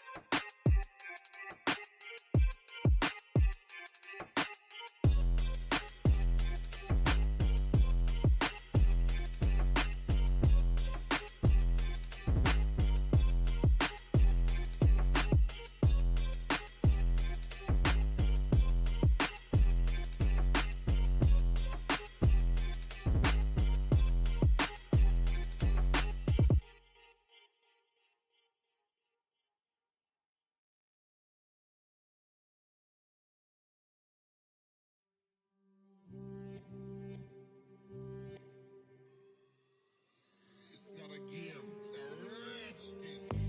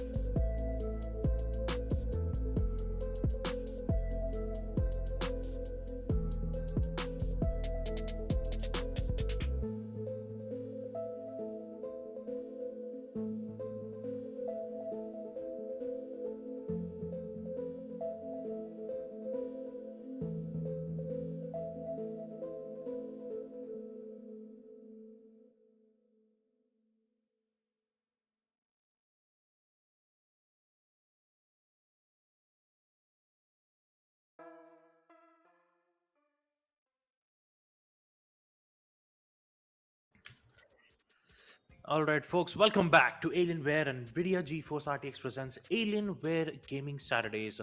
We are back with yet another matchup of Valorant 2v2 Team Deathmatch. And once again, we are going to continue the eighth match, which is going to happen for today. So, Bullet, all of the matches that we've seen, we have two matches that did complete all the way up to 100 kills. We haven't Yeah. seen any team deliver a comeback. Most of the matches that we've seen was most probably a one-sided match. So I have to ask you this one more question, Bullet. In this match, do you think that there would be a comeback, or do you think that history would repeat itself? I would not say a comeback. I would say the history would repeat itself. I know for a fact that rules and histories are something which are meant to be rewritten and meant to be broken, respectively. But I feel for a fact that in terms of the AWGS meta that we have discovered today, of course, it has been the case that most of the matches go in a very dominated fashion. I mean, say in the 70% of the matches that we have seen in the entirety of the last 3 years, most of the matches have went in the same domination factor coming up from that one team completely dominating the entire tournament. So I feel like that today also it's going to be the same case. All right. Only time will tell, folks, as we proceed into the next matchup for Alienware Gaming Saturday's Valorant 2v2 Yeah. Team Deathmatch. And let's not forget the prize pool of that said matchup is a total of 25,000 rupees worth of Amazon gift vouchers. The winners of them, the winners will receive 15,000 rupees, and of course, the runners up with 10,000 rupees worth of Amazon gift vouchers. It's a very huge prize pool, and a prize pool at that where you can get yourself some good discounts from the Amazon store itself. I mean, like 15,000 rupees worth of Amazon gift vouchers, then you would have like a really good discount for the latest Dell Alienware M16R2 products that is currently present at the nearby Dell exclusive store, Nehru Yeah. Place, Delhi. So if you are nearby in Delhi, make sure to check out the store, make sure to check out the registrations for multiple games that are happening at Alienware Gaming Saturdays, and of course, let's not forget the meet and greet with Nonstop Gaming. Yeah, at this point of time, I would just like to say thanks to everybody who have been participating in today's edition of Alienware Gaming Saturday, who have just came to the store, which is located at Nehru Place, and taking the time off from their weekend schedule. And a huge thanks, of course, goes on to Alienware and Nvidia GeForce RTX, alongside, of course, our hosting partner, the Esports Club. Right now, we have the information that we'll be jumping down to the game anytime soon now. Again, one question that you throw at me was the fact that we might see kind of like a different sort of a game, whether it be a very heavy gameplay coming up from the side of any one of these teams, or very, I would say, a bit kind of like a one-sided domination. I did give an answer to the fact that yes, it would be a very one-sided domination from either one of these teams. In terms of the agents variation, yes, we are able to see an Omen coming up again from the side of Bala, and it is going to be, of course, Joker facing up the side of Bala in this probably the eighth matchup for today's broadcast.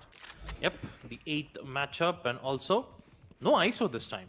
Only Jak, Reina, and of course our off-meta agent, the Omen.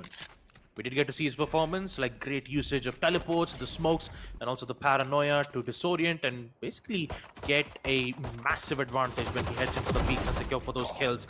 Great spray, will catch one and the Oh my second. God. Frenzy definitely living up to its name with that huge magazine. That is definitely very devastating in close range itself. And if you do know how to handle that recoil, man oh man, is it a very dangerous weapon to go, especially on pistol rounds.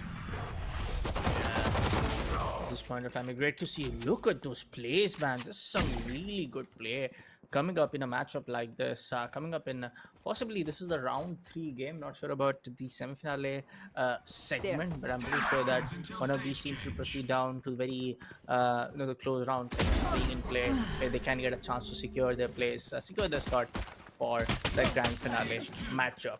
Stage 2 in play in this particular matchup, and yes, we do see the lead being taken from the side of Bala. Yep. 8-6. Team Bala currently in the lead. Almost an opportunity to secure the third from Nightmare, but it will be Salvador who gets the headshot. So stage 2 is unlocked. So are marshals that are currently present on the map.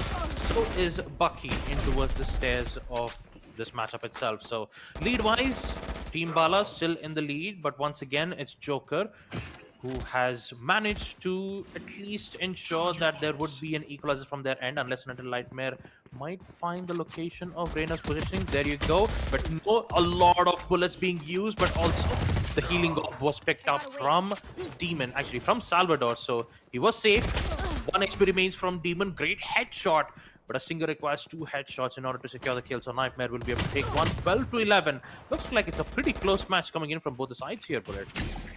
Yeah, this was needed when we have seen enough of the, I would not say one-sided domination, but enough of that, those, teams getting those 80, 70 frags being in play. So definitely one to look out for, I would say. And this is completely being the case for the fact that everybody is just giving up their level best performance. At this point of time also comes from the fact that Joker, especially coming up, what was the Demon? Yeah, Demon being in play, is able to secure a lot of that trade game coming in, right?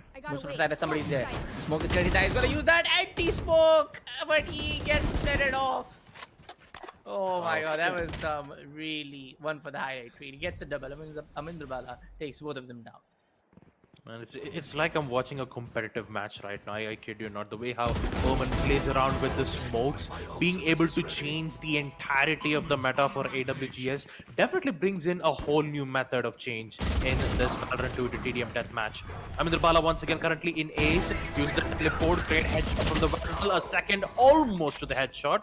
But Salvador's Spectre will ensure that it won't happen. The upgrade of Vandal really did help a lot, because you would only get to kill in the final stage when the timer ticks down to 5 minutes and 40 seconds. So being able to secure a maximum kill and securing a maximum lead of a total of 24 kills out of 17 would definitely put the side of Team Joker at a difficult disadvantage.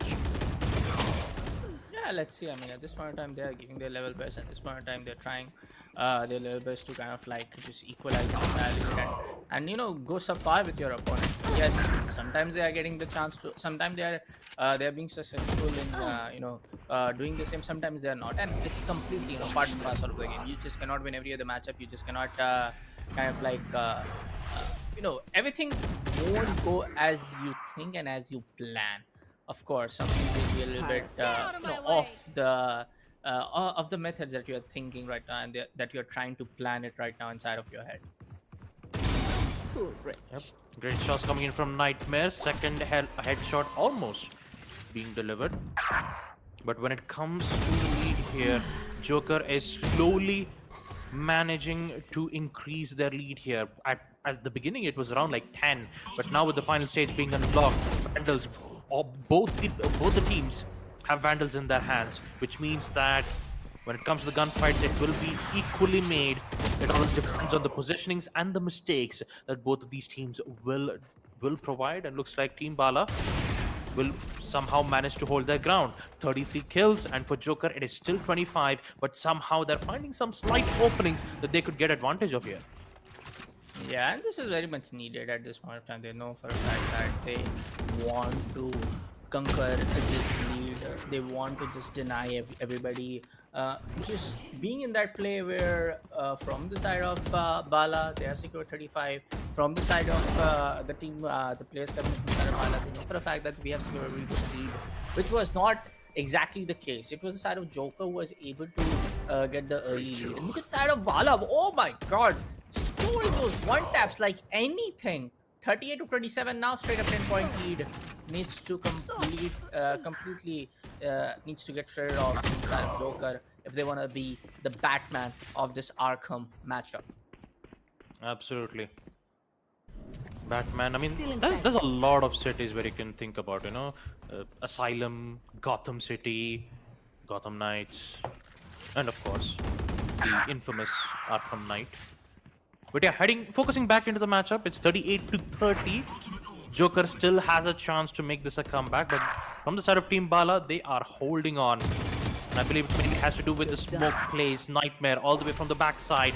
The lurk definitely works out, but not for the second. Demon was patiently waiting. The ace has been delivered to Demon, and once again he might be able to secure one more. Nope, denied from Nightmare. But at this point, it's Demon and Nightmare who are having a huge matchup, where basically they're just fighting in hell. It's just Nightmare and Demon together. But yeah, all in all, 42 to 34. Bala still in the lead.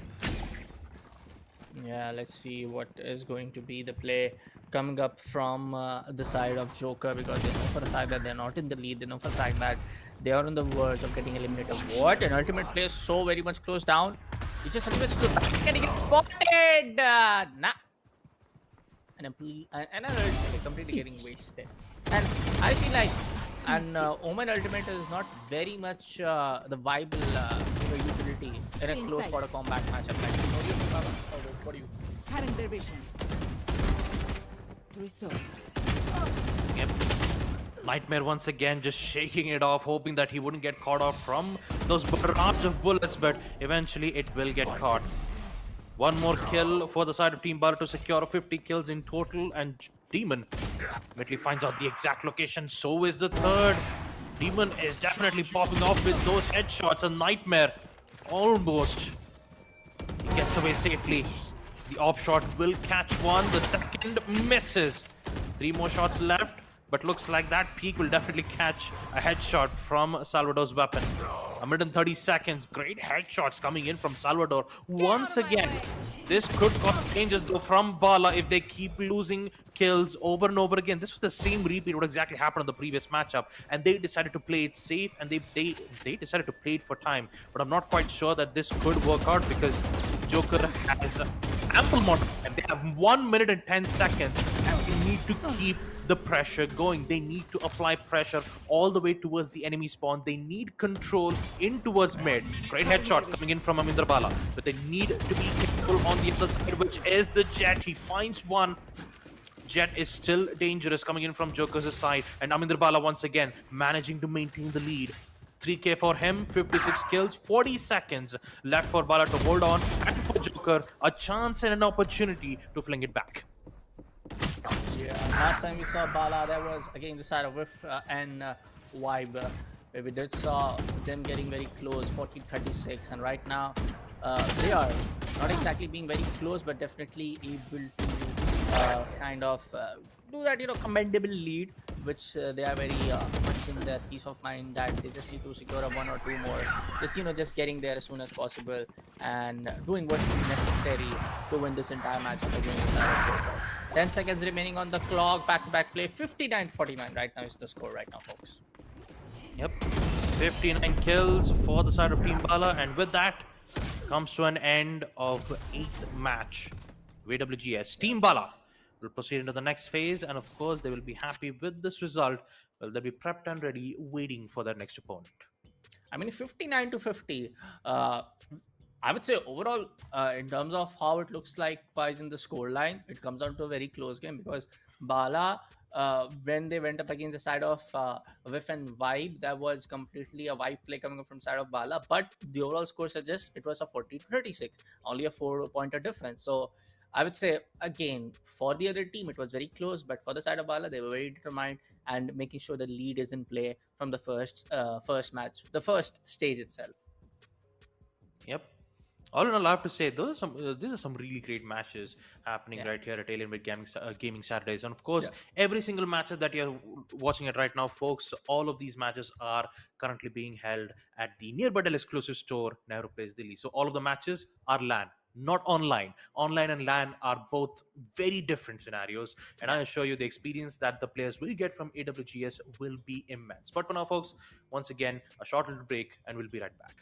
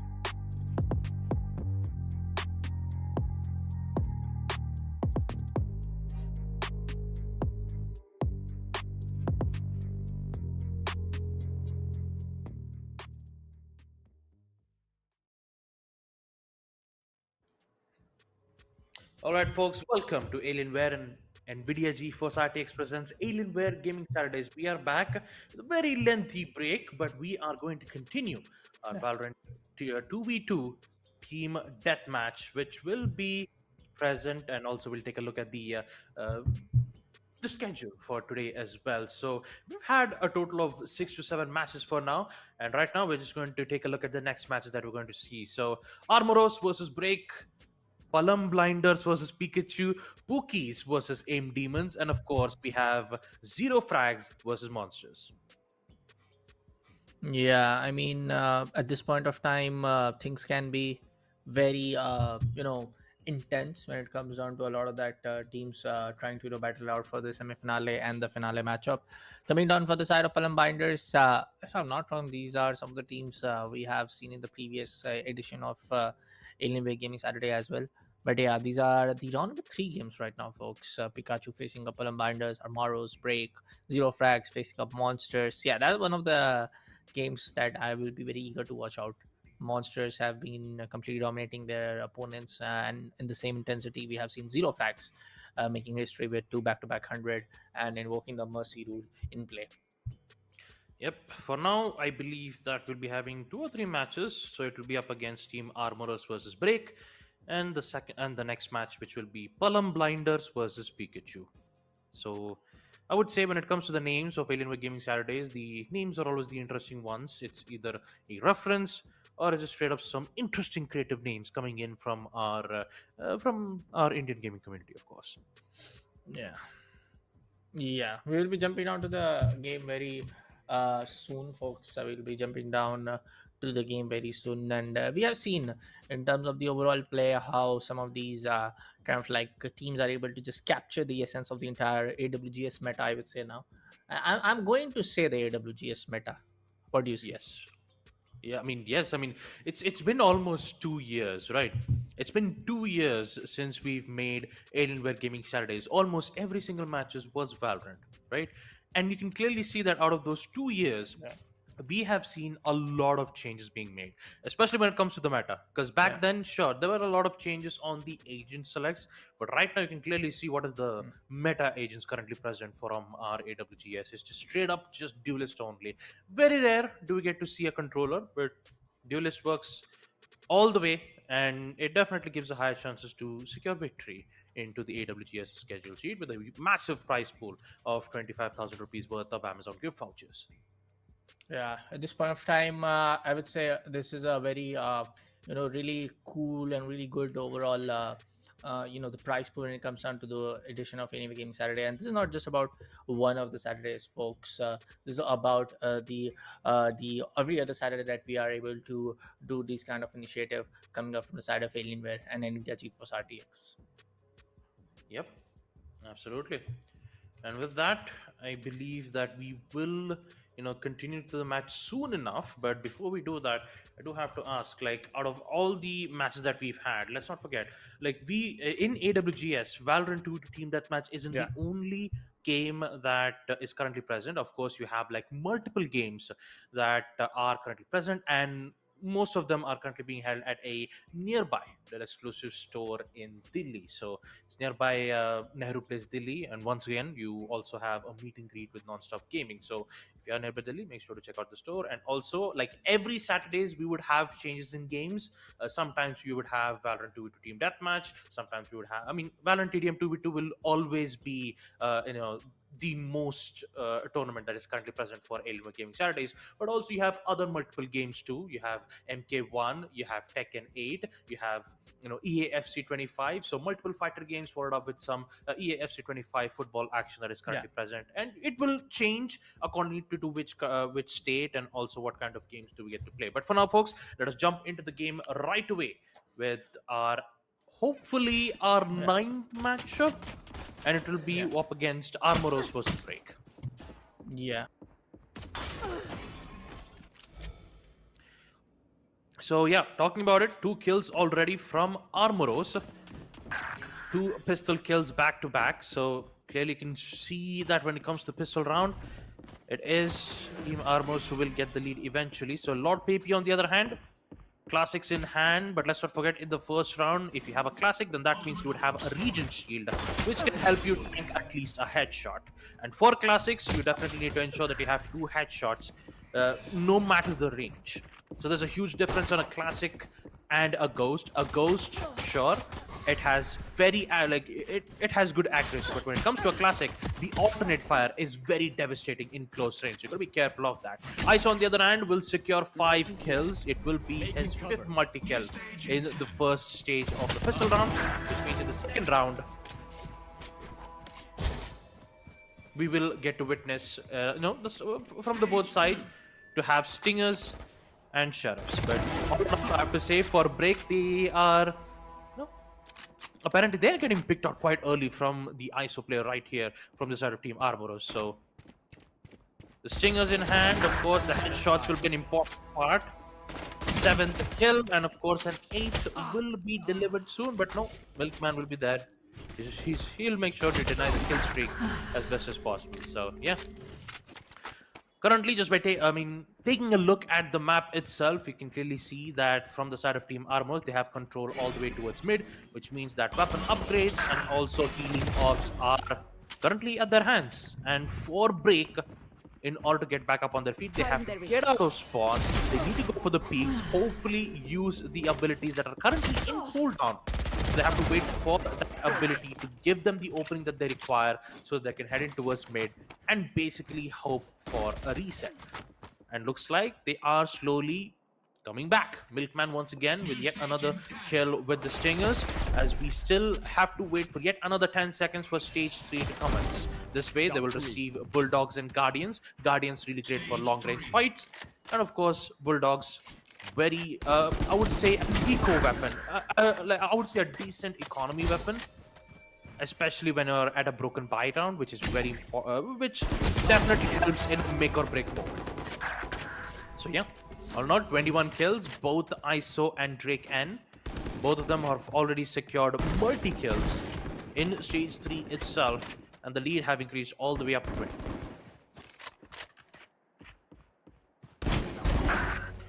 Vandal upgrades are still present from the main side, but looks like Drake N will stick to Bulldogs for now. He's been delivering some massive shots to the opposing team from Drake. Contract kill will be used, so are the peaks. Once again, ISO, he's going to win the gunfight. No problems at all. 5 to 24. Break once again. They are slowly managing to secure those kills thanks to those 2 back-to-back Bulldog kills. Once again, the upgrade is still present. I believe the upgrades will be picked up. Nope.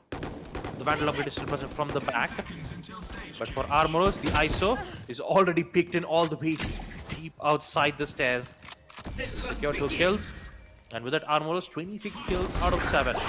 Yes, Is unlocked. And so are the Phantoms and Vandals being unlocked. So Armoros, 27 kills. As we get to see Break definitely not having a good time at all, with Armoros just constantly having control of this matchup. Yes, and now Armoros is definitely straight up dominating. Look at the side of Break. They are completely, just broken down right now. I mean, at this point of time, where there's one team just able to, confirm up 31 kills, and there's just one team who's not able to confirm up at least 15, at least even the half of what their opponent team is able to do so, and definitely they will be very sad about this entire play. Right now, we do see Phantoms and Vandals coming in play, because this is going to be, in fact, the final stage being in play. Iso and Reyna on the other side, we have the Neon and the Reyna combo, and yes, we have seen good plays coming from Saturday, but not as exactly the same what Armoros is just able to perform at this point of time. Of course, the ults are going to get charged, and the ult orbs are spawning right now. If they are able to get those orbs, they will trigger down their ult fast as possible. ISO at 90% of the ult. Milkman is able to perform. Nah. He just completely gets traded off. At this point of time, Baba, it's a straight up one-sided affair. Yep. It sure looks like it, Bullet. Armoros already on 36 kills. Nice headshot from Milkman. But the op currently being present from ISO will be the deciding factor to see whether if this lead continues, or would we see Team Break finally breaking the curse. Looks like it could happen. Again, a headshot from Milkman. And once again, the control of mid is theirs. Looks like there's a huge flank that is coming in all the way from the backside from the Reyna Draken. Securing the first frag, and now once again the control of spawn is there. They have the absolute idea of players' positions.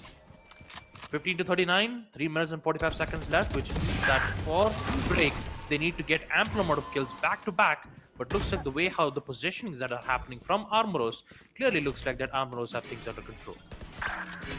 Yeah, at this point of time, It's you and me.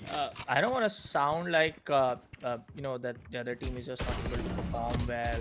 They are just like not able to understand what's going on. It just seems like the team of Armoros, they know for a fact that it is a competitive game. They know for a fact that this is a chance that they don't get very often. So they just want to perform really well. They just want to prove their might. They just want to just win this entire thing, if I just want to say, in a short term. Yep. And let's not forget, sure that there is a prize pool of 25,000 rupees worth of Amazon gift vouchers, but the most important part for this tournament is for the players to have fun. And when I say have fun, it's just enjoying the moment, especially in the LAN event that is currently happening at the Dell exclusive, at the nearby Dell exclusive store in Nehru Place, Delhi. So having fun while being able to play the game does bring in a different experience. But sure, one-sided matches are not a good way to go. Of course, the one who is winning, they would definitely have a great time, but the same thing cannot be said for the opposing side. But hey, participation is important. They participated for the game. They did, win some minor matches to head in towards the next phase. They should be happy about that progress that's happening right here at AWGS. At this point of time, it does seem like a lot of things can happen in the right way for the side of Armoros, but not exactly, I would say, the same for the side of Break. Armoros at this point of time are able to converge down to some of this lead. Just able to extend a great shot coming in from Drake and takes on side of Milk. But it's gonna do the same. Make the curd of the make the entire curd of the entire play. Yeah, that's that. 145 seconds. Armoros once again, the lead is strong, and for Break, they're at a point of no return. A lot of times been utilized, which means that in order to get a massive kills all the way up to at least 50, they need to be playing perfect Valorant, and it's going to be a bit difficult, but not to worry. Experience and level is what matters the most. The more you level up, the more you understand the game, and the more you understand the game, the more you master the types of weapons that are currently present in the game. So it takes time. It takes time. I mean, it takes many days for grind, and of course a little bit of practice shouldn't hurt. And of course, AWGS is also there just for funs. Meet a lot of gamers who are currently present at the AWGS LAN, and basically like have a massive talk, a lot of information towards esports, and I'm pretty sure that they're having a fun time at the exclusive place at Delhi. So yeah, all in all, 45 seconds, 3 kills to Draken once again with some great shots with the op. 40 seconds. I mean, at this point, Bullet, I do have to say that Team Armoros will secure this matchup here. Yeah, 30 seconds left on the clock. Definitely, it is done and dusted for the other team at this point of time. We know it, you know it, everybody watching the stream knows it, and everybody who's right now present and waiting for the matches knows for the fact that Armoros has bagged this victory by a really long margin and by a really big I would say a difference. 72 is against just 26 point opponent is something very, very straight up a statement that you are more than here to win. You're just like here to dominate the entire play coming up from your opponent's side. So yeah, it was almost very much clear when we saw in the second or third stage, yeah, when it was 9 kills confirmed from the side of Break, and it was 20 or around 30 from the side of Armoros. So it was more than, I would say, straight domination. It was like I said previously, absolute carnage. Yep, absolute carnage happening in on this today's matchup as well. A massive lead that have been delivered from the side of both the teams. Once again, I hope all the teams that are participating for the Alienware Gaming Saturdays, both for Valorant and also other games, I'm hoping that they're having fun. And of course, I would say even though the price pool looks really good, especially at 25,000 Yeah. rupees worth of Amazon gift vouchers for Valorant, the most important part Yeah. is, once again, I know I've been saying it, the most important part is having fun, and I'm hoping that they're doing that. For now, folks, once again, a short little break. I'll be right back.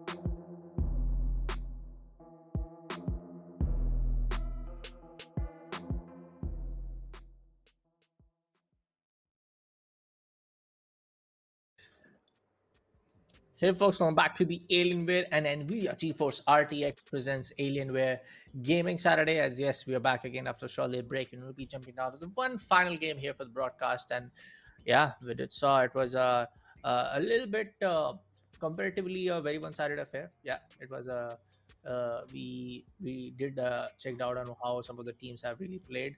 Armoros facing a break, 74-26. That was. Yep, 74 to 26, but we still have a lot more match to go, folks, for Valorant Team Deathmatch 2v2. So I would say a lot of those matches, sure, we did get to see, two matchups where I believe it was Team Chaos. I'm not quite sure, but yeah, 100 kills from both the sides. Usually when it comes to the analytics side, I usually give it back to Bullets because he keeps every single stat sheet for every single matchups for Alienware Gaming Saturdays. I'm pretty sure he has the previous year's AWGS stat sheet, and I'm pretty sure he's looking at it right now.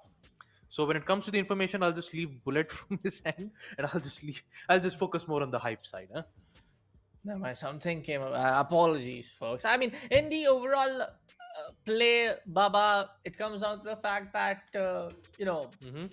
it is again going to be one-side domination. I rest my case. Of course. See, I'm telling you, he just looked at the stat sheet. I kid you not. He has every single stat sheet of every single year's Alienware Gaming Saturdays. And No. according to the stat sheet, he is really good at predicting, and he knows that it's going to be a one-sided match for today's Alienware Gaming Saturday, folks. I have learned one thing from probably one of the popular series about the. I'm not sure if it was related to. I'm not sure if it was definitely related to something, fighting and something related to documentaries that, assumption. Sorry, assumption. Baba, you need to stop making. No, Baba, you stop making I'm that listening. face. I'm listening. Assumptions, I'm listening. assumption skill. So yeah, and when it comes down to the esports kind of like the stats and everything, it comes down to the fact that when you're not having those stats and you're not having those numbers in hand, you can deliver the wrong informations, and those assumptions and those imaginary numbers can kill the entire storyline and the hype for everybody. So I do not have every other year stats and everything. Baba, come on, just stop it. I only have I'm pretty sure. He has the it. stats from I know. January. I only have the stats from January. I told you, he has stats from January. All right, today is May. Today is May 2025, and Bullet has stats for AWGS on January. Let's take a look at the schedule Yes. once again and see the matches that we're going to see for Valorant 2v2 TDM. Yeah. Actually, you know, let's just Of head course, into we are the not. game right away. Let's Of head course, into we're into the game right first. away. Yes, of course. Total chaos, more chaos than the imaginary Jurassic Park. We'll jump down straight into the Yes. game. We do have Jet Absolutely. getting the company of Reina, and of course ISO alongside Reina on the other side. Palum Blinders, and we have seen the side of Palum Blinders way too many times in way too many editions of Alienware Gaming Saturday that we have held on the bright and lovely capital city of Delhi. Yep, absolutely. Well, right now I would say by the order of Palum Blinders, they have secured a first stage lead of pistol rounds. It is 6-1, and Pikachu on the other hand, just one kill as of now on the pistol rounds. I'm pretty sure there will be some massive changes that could happen on stage 2 and stage 3, so we just have to wait and see what's going to happen. Yeah. Let's see. I mean, 7-2 is the scoreline right now. At this time, let's see. Testy gets one more. 8-2. Pikachu will be trying a little bit to kind of, as this is going to be the last matchup here on the broadcast. So they just want to settle the score and against Palum Blinders because they have kind of that rivalry brewing in middle, because when you take up that middle composition, when you kind of like deny some kind of a kills coming in like that, we definitely have that AWGS rivalry kicking in inside your head. Yes. Well, right now, taking a look at the second stage itself, Stingers are a go, so are the quad kill from Destroy 7. Instant trade outs from the Jet. Side of Team Pikachu as the score count is 5-11, still favoring by the orders of Palum Blinders.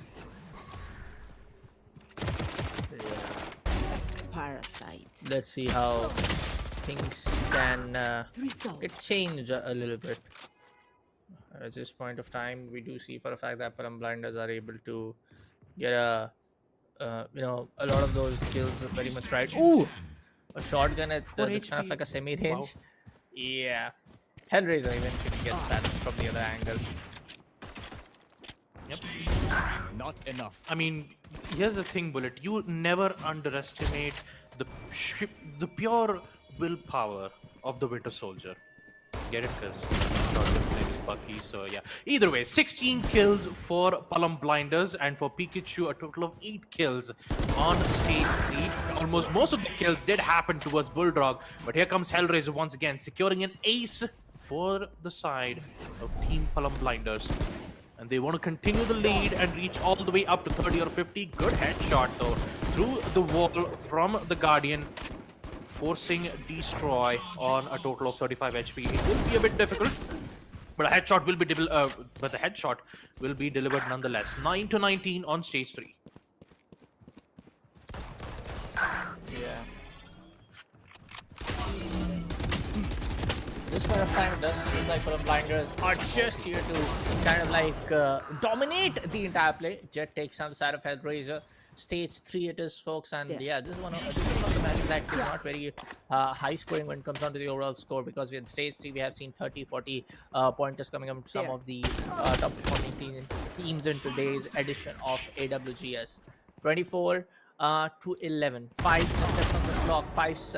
5 more minutes, I would say, left for the side of Pikachu to kind of like give up the ultimate electricity bolt all over the place and do Pikachu against the side of Palum blinders. But it's more of like the, I would say, the domination and the counter coming in the Pokemon strat. Yes, absolutely. Even with the massive thunderbolt that has been delivered on the side of Team Pikachu, they still have to play patiently, because by the order of Palum Blinders, they are just playing it as safe as possible. They know that the lead is theirs. All they have to do is just waste a lot of time. That is what I like to call peak strategy. Hellraiser winning the 1v1 fight, so is Destroy taking out Snappy. Ensuring that the lead will be theirs once again. Control of mid is present, which means that the healing orbs will be theirs as well. So Hellraiser, he's just raising hell all over this matchup. 29 kills, more kills would help him receive 30, but he has met with 2 peaks back to back, not being able to secure a single kill. And this time, it's on the side of Team Pikachu. They are charging their lightning to reach all the way up to the enemy's spawn point. Yeah, let's see how things can be very much in play for the side of Pikachu at this point of time. They are just trying to level up the entire play, but yes, they do have the time, they do have the skill set, but everything is completely getting denied and shattered from the side of Palum blinders. The CW7 trying to deliver the headshot. Hellraiser will do the same from the other angle, as he's able to just be at the right spot when it is kind of like needed. Not ready yet. Only 3 minutes left, and I would say that, Bullet, from the side of Team Pikachu, there is a chance where they could bring it back. I mean, it is the final stage. Phantoms and Vandals are the current weapons that the players will spawn from, so I could say that there is still a chance that Pikachu can get it. But also, Palum Blinders, on the other hand, they have like massive kill streaks every single time. Every single time when they die, it's either 3 kills or 4 kills per death. So, according to KD, of course. So, I have to say that Palum Blinders are currently in the lead. And for Pikachu, oh boy, there's a lot of work that needs to be done. Time is still ticking out, but there is still enough time to at least secure a 10-point lead. Yeah. Let's see, at this point of time, things can happen at a very, I would say, a very fast paced manner. But it's not always the back-to-back kills which is going to determine the overall position at the AWG. It also comes down to a little bit of that coordination, a little bit of that he can play parcel of the entire game. And right now, just with that operator kill gets completely denied. Ooh, switches to Vandal very quickly, and he gets up the second trade kill as well. 2 minutes and 40 seconds left on the clock. Jet gets denied third kill coming up from the side of Jet. Hellraiser denies the side of Jet, gets one more. Ooh, that was a shot right there. 42 to 48. 42 to 28 right now. Yep, 42 kills once again. Palum Blinders have things under control, and for Pikachu, they are still giving it their best shot. Holes are perfect, so are the peaks. The control is definitely favoring for Pikachu. You can clearly see the control map that we get to see from Pikachu's end is favoring for them. But when it comes to the lead, it is Palum Blinders who are securing, kill streaks after kill streaks, making it difficult. So hopefully with the high ground that's present from the Jets end, might be able to get an important peaks or two in which he will find one. Snappy once again with a simple look. His location is still unknown. Well, now they do. Hellraiser and Destiny once again. 2 kills, headshot from the Vandal, of course. And time is ticking out and definitely favoring from the side of Team Palum Blinders. Yeah. Let's see how things can be a little bit tough. Got 3. How things can be a little bit better from the side of Pikachu or not. Palum Blind is able to deny the kill coming up from the side of the other guy ISO, but right now Snappy will do the same. The trades are coming in, but as soon as the time passes by, the time is not exactly in the right favor of in terms of the overall play for the side of Pikachu, I would say. Yep. 1 minute left. It is 34 to 53. 53 points in lead for the side of by the order of the Palum Blinders, and Hellraiser just raising hell once again. 8 kills in total before he gets picked out from Snappy. 54. Desi once again, a lot of missed shots from the Vandal, not being able to secure a headshot, force for a reload, gets caught, no cover. Jack will be present to take 2 kills back to back. They are finally managing to figure out a way to get those important shots, immediately get shut down from Destroy. 25 seconds left, but in the end, it will be Team Palum Blinders who will secure it. But do have to commend the efforts that Team Pikachu has delivered here at the Alienware Gaming Saturdays. Yeah, 57 to 38 right now, and it will be done and dusted for the side of Pikachu. Maybe a little bit of that, Bulbasaur or Squirtle strat would have worked out against the side of Palum Blinders. Yes, absolutely. A Charizard would have worked out, maybe Mewtwo. But the problem is, like, I have watched Pokemon back then. I mean, I used to play a lot of Pokemon Emerald. It's such a really nice game. Just brings a lot of great memories. But yeah, never really got Pikachu though, so I was really mad about that. And what exactly you But I do did get with Pikachu. that? Basically, I train my Pokemons and be the best gym leader in the history of Pokemon Emerald. That's what I usually do. It's a fun game, but I would say from the side of Pikachu once again, really great efforts being made, but it will be none other than by the order of Palum Blinders who will end up securing the matchup. I know I just keep saying by the order because it's a reference to a series. So yeah, all in all, a great match. I mean, overall great matchup, but it's more of like a. Don't get me wrong, it was more of like a one-sided domination. I mean, 60 coming up from the side of Palum Blinders. Pikachu was restricted at around 40 to 50. So overall, a great play. But I would say overall, we have seen today, I mean, everything in terms of the intense one-on-one games. One team leading down from just 2 or 3 kills, and the other team trying to chase it down.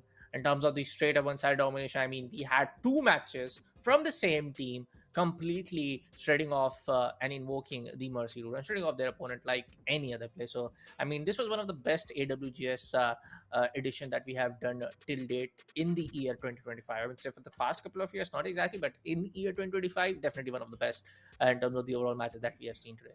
But for right now, folks, we have to say goodbye and we have to say adieu. And thank you for everyone for joining for the stream. Make sure to follow Dell India, Alienware India, NVIDIA GeForce RTX pages, and of course, make sure to follow the Esports Club for all the latest updates coming up from the side of Alienware Gaming Saturday. We'll see you in the next one. This was me, Babagusta, on signing off for today. Make sure to check out the latest lineup of laptop coming out from the side of Dell Alienware M16R2. We'll see you in the next one, folks. As always, spread love, spread happiness, happy gaming. We'll see you in the next one.